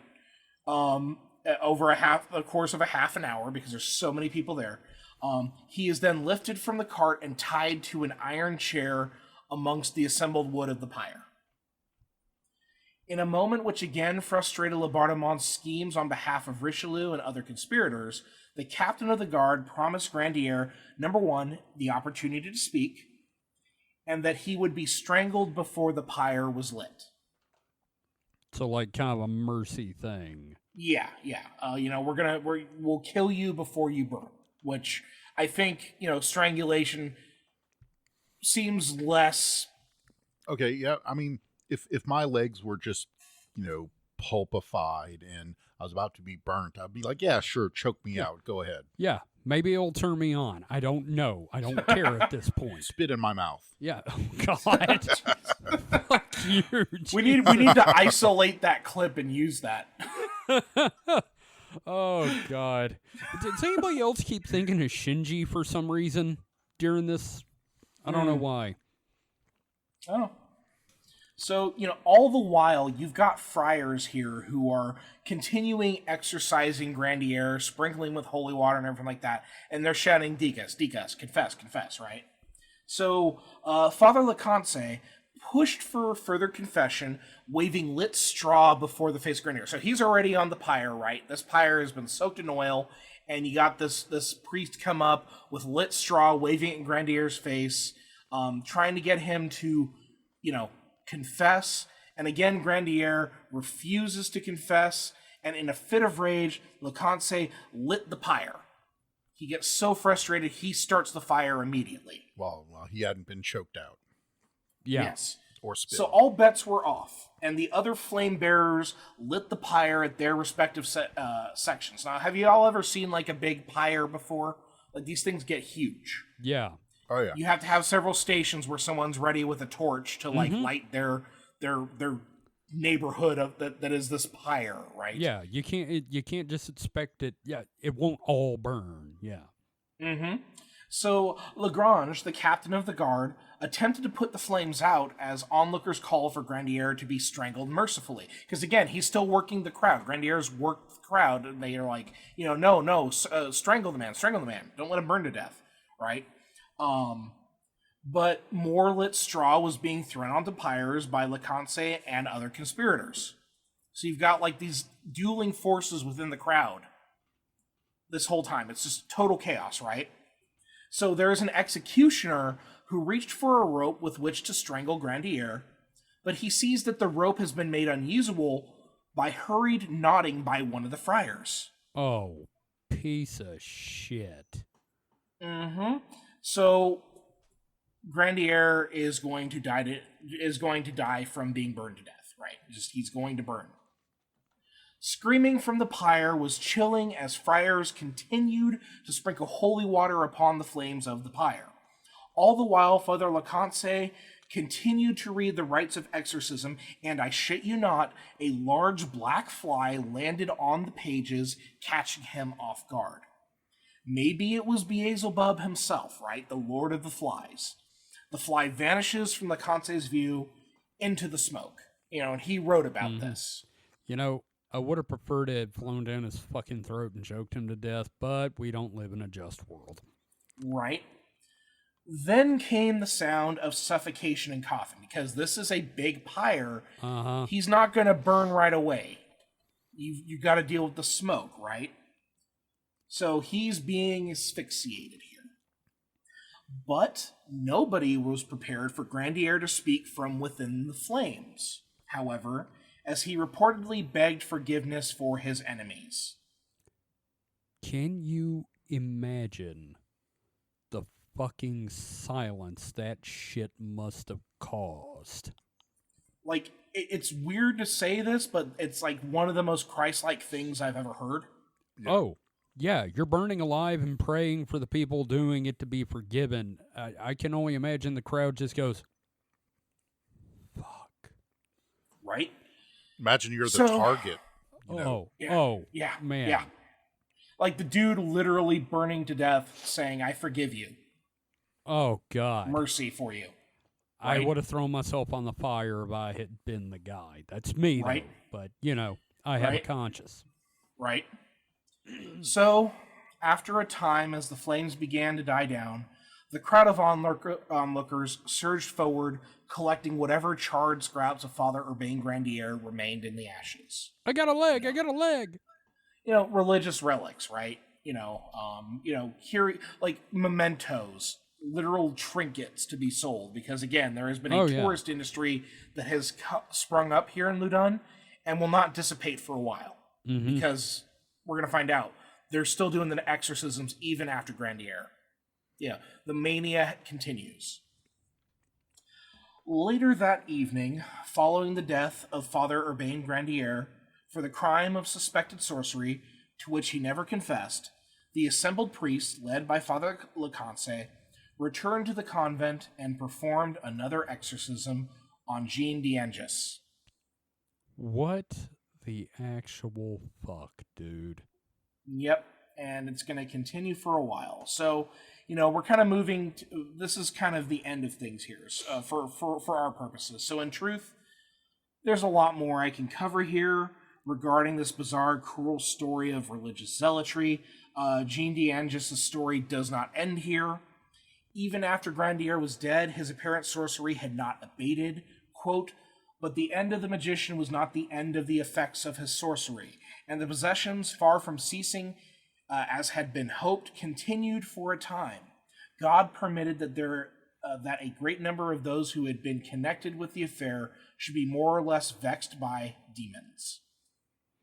You see, Jean had sought a kind of sainthood, which makes sense considering her history of pursuing status. So, in concert with one Father Surin, who I mentioned earlier, who had arrived a few months after the death of Grandier, Jean seemed to be involved in a series of perceived miracles and continued exorcisms.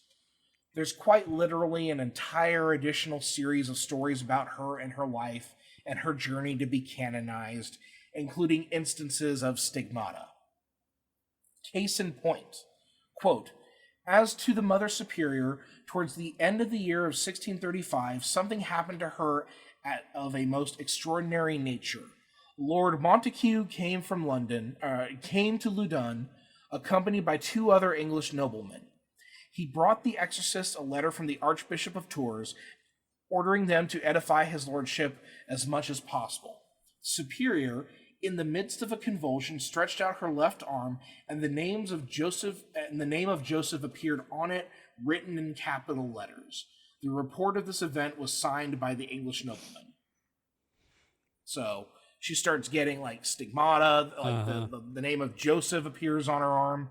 How much of it was real versus, her pulling a fast one, right? Well, it turns out, though, it was actually Joseph Stalin. That explains the mustache she grew. Yeah, I don't know how much of a miracle that is. Do we call that mustache mata? Is that what we're going to call it? I don't know. Mustache mata. Of course, our rogues gallery we had established earlier had a number of major figures we could check in on as well. For example, Father Tranquil, who I had mentioned, he died of paroxysm in the following years. But I think to wrap up here real quick, I want to go with Cardinal Richelieu, the most powerful but second most petty man of the story. I still think that Grandier is the most petty, but yeah, sure. But and in a a way, the way Grandier died was kind of petty, like the way he treated them. Yeah, and it's just funny. Like the second most petty man in the story is the man who's probably one of the most powerful people in France. Yeah. At the time, and he just couldn't help but be petty about this. Yep. Dude, literally all of Richelieu's issues with Grandier stem from the fact that Grandier pulled rank on him in a funeral procession. Or like a procession through the city. Yeah, I remember. That's literally it. Crazy shit. Anyway, so basically, Richelieu kind of just fucking rots to death. By the time Jean d'Angis sees him to showcase her miraculous stigmata, his health issues had set in. Among the issues, he likely had malaria. He had intestinal tuberculosis and strangury. His right arm was pustulent from tubercular ossitis, and he would cough up blood constantly. A later autopsy revealed necrosis of the lungs. Jesus. Meanwhile, because this was the 17th century, the chief treatment of him was to frequently bleed him. Now, Mike, if you were to put duct hoses and wires on him, David would have just described the God Emperor of mankind. I guess. I mean, the Astronomicon. And I don't remember him being so full of just disease. I know, but just the rotting part. Yeah, just again, this guy is like I think his body just manifested all the bad that was inside him. Yeah. But you've got like the fact that like Richelieu is, in poor health, but also his reputation and his power is starting to climb as well. Right. There is a whole lot of courtly intrigue I can mention here too. With Richelieu introducing a man to the court of Louis XIII who would work to undermine Richelieu, resulting in the execution of that young man and a distancing between Richelieu and the king. Meanwhile, armed conflict around France, given the fucking nature of the 30 Years' War going on, there's all of this going on. I really wish we did a history show, like just straight up history. Ultimately, he would die a largely hated man. During the French Revolution, for example, his corpse would be removed from its tomb and his partial remains would periodically be put on display in the hands of different people. Like Napoleon III had like Richelieu's like skull, right? Okay. Yeah. Okay, So- but what of the Count Saint Germain, David? What of him? Yes. Yeah. With that said, that's about all I have on this topic for now. I may do some updates here and there, some loose bits of things I wanted to cover, but like might do that like a week in weird or whatever. Otherwise, that is the story of the possessions at Loudun. What are your thoughts? Christ. I don't think he actually had a lot to do with this, but Funny, that's what Grandier was thinking. yeah, I bet. I have never gone from joking around to being horrified so quickly in an episode. Good job. Seriously though, stuff like this makes me terrified for the future. Mm-hmm. We have learned nothing from history, and you know what that means. And like I was thinking about this a lot today while I was out doing the protest, and just like like we talk about like modern hysteria and that sort of thing, but like this is true hysteria. This is true, just Yeah. conspiracy, right? But like we're not that far from it today. I could see this happening again, like not in the terms of like witchcraft or whatever, but like witch hunts, you know what I mean? Oh yeah. Mm-hmm. I think we're not far from that. Yeah. Boy, Yeah. I sure hate that this is, relevant. Right? But isn't that what history is? Yes. But I'm glad to be done with this one. Like that this one was a little bit harder to write, like just because the injustice of it all really got me stompy. Oh yeah. I'd read a chunk and I'd kind of like stomp around a little bit, like, nah, this is fucked up, man. This is no fair. Like the guy was an asshole, but he didn't deserve that. Oh yeah, yeah. You did a very good job of conveying that. Like it went from wow, fuck this guy to shit. Yeah, and this like guy and got- all of this horrific shit stems from like some of the smallest things. Some nuns playing a prank. One nun becoming sexually obsessed with a guy she's never met. Literally one guy pulling rank on someone in a procession through the city. Again, it's so stupid and absurdly petty all around.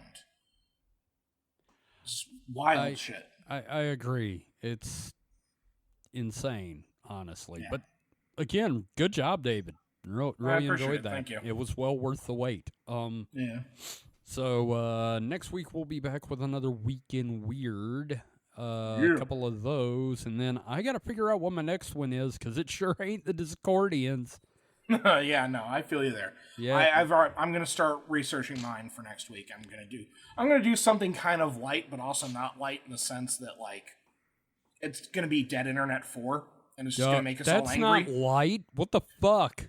Like, well, light in comparison to like research wise. Okay, sure. Because I don't think I'm gonna have any formalistic structure to it beyond just like here's examples of why the internet continues to suck. Hey, Mike, you should do that too. You two can work together on it. Yeah, that'd be fun. And I got to figure out something magic. Yeah, I know that I have a couple other witch trials I can look at. I really want to start tackling Crowley, but I'm just like not there yet. You know what I mean? Dude, that's a tough one. That's a tough one. Because I know it's going to be like a thing where it's going to be multiple episodes devoted to him because you're going to have his biography, which is really fucking crazy. But then you're also going to have, you know, his views on magic, which is also really fucking crazy. I feel like we should do the life of Crowley, the magic of Crowley, and then you have to do the fucking Loch Ness Monster. Because apparently, he's the reason the Loch Ness Monster fucking exists. Mike, did you know that? What? The Loch Ness Monster was summoned by Crowley because he fucked up a ritual at Moleskine House. I think I remember y'all telling me about this. Or something about We could also fucking talk about, like, the pop culture influence Crowley has had. Like, some of the best music of the 60s and 70s coming from people who were obsessed with Crowley. And probably shouldn't have been. And, like, gotta talk about David Bowie. Yep. God. Fuck, man. Fuck. We could literally do just a year of Crowley. I'd rather we didn't. It's going to happen. I'm sorry. I've already put it out there into the universe. God damn it, David. I remember seeing a YouTube video, or can't remember what channel it was, but it was, it was Anton Shea talking Anton about Shea, yeah. absinthe houses in New Orleans. Yeah, those intersected with Crowley. Yeah, they read his thoughts on one of the absinthe houses. It was interesting. Mm-hmm. So, all right. Well, Mike, have you got anything you'd like to plug? My ears after hearing all this this terrible stuff that happened.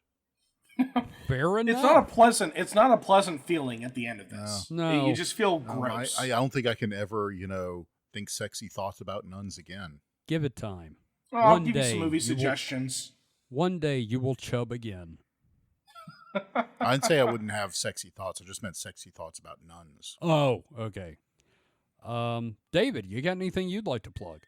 I'm trying to find the exact URL for the Nunsploitation website. Oh, because again, it's just fun to find these like reviews and this documentation of this whole weird genre of film. It's a weird intersection between my love of the supernatural, my love of history, and like film. Okay. Right? Yeah. And I just don't know the name of the website, but there are a lot of great lists. You can always start with like the Nunsploitation entry on Wikipedia. The fact that that's a thing.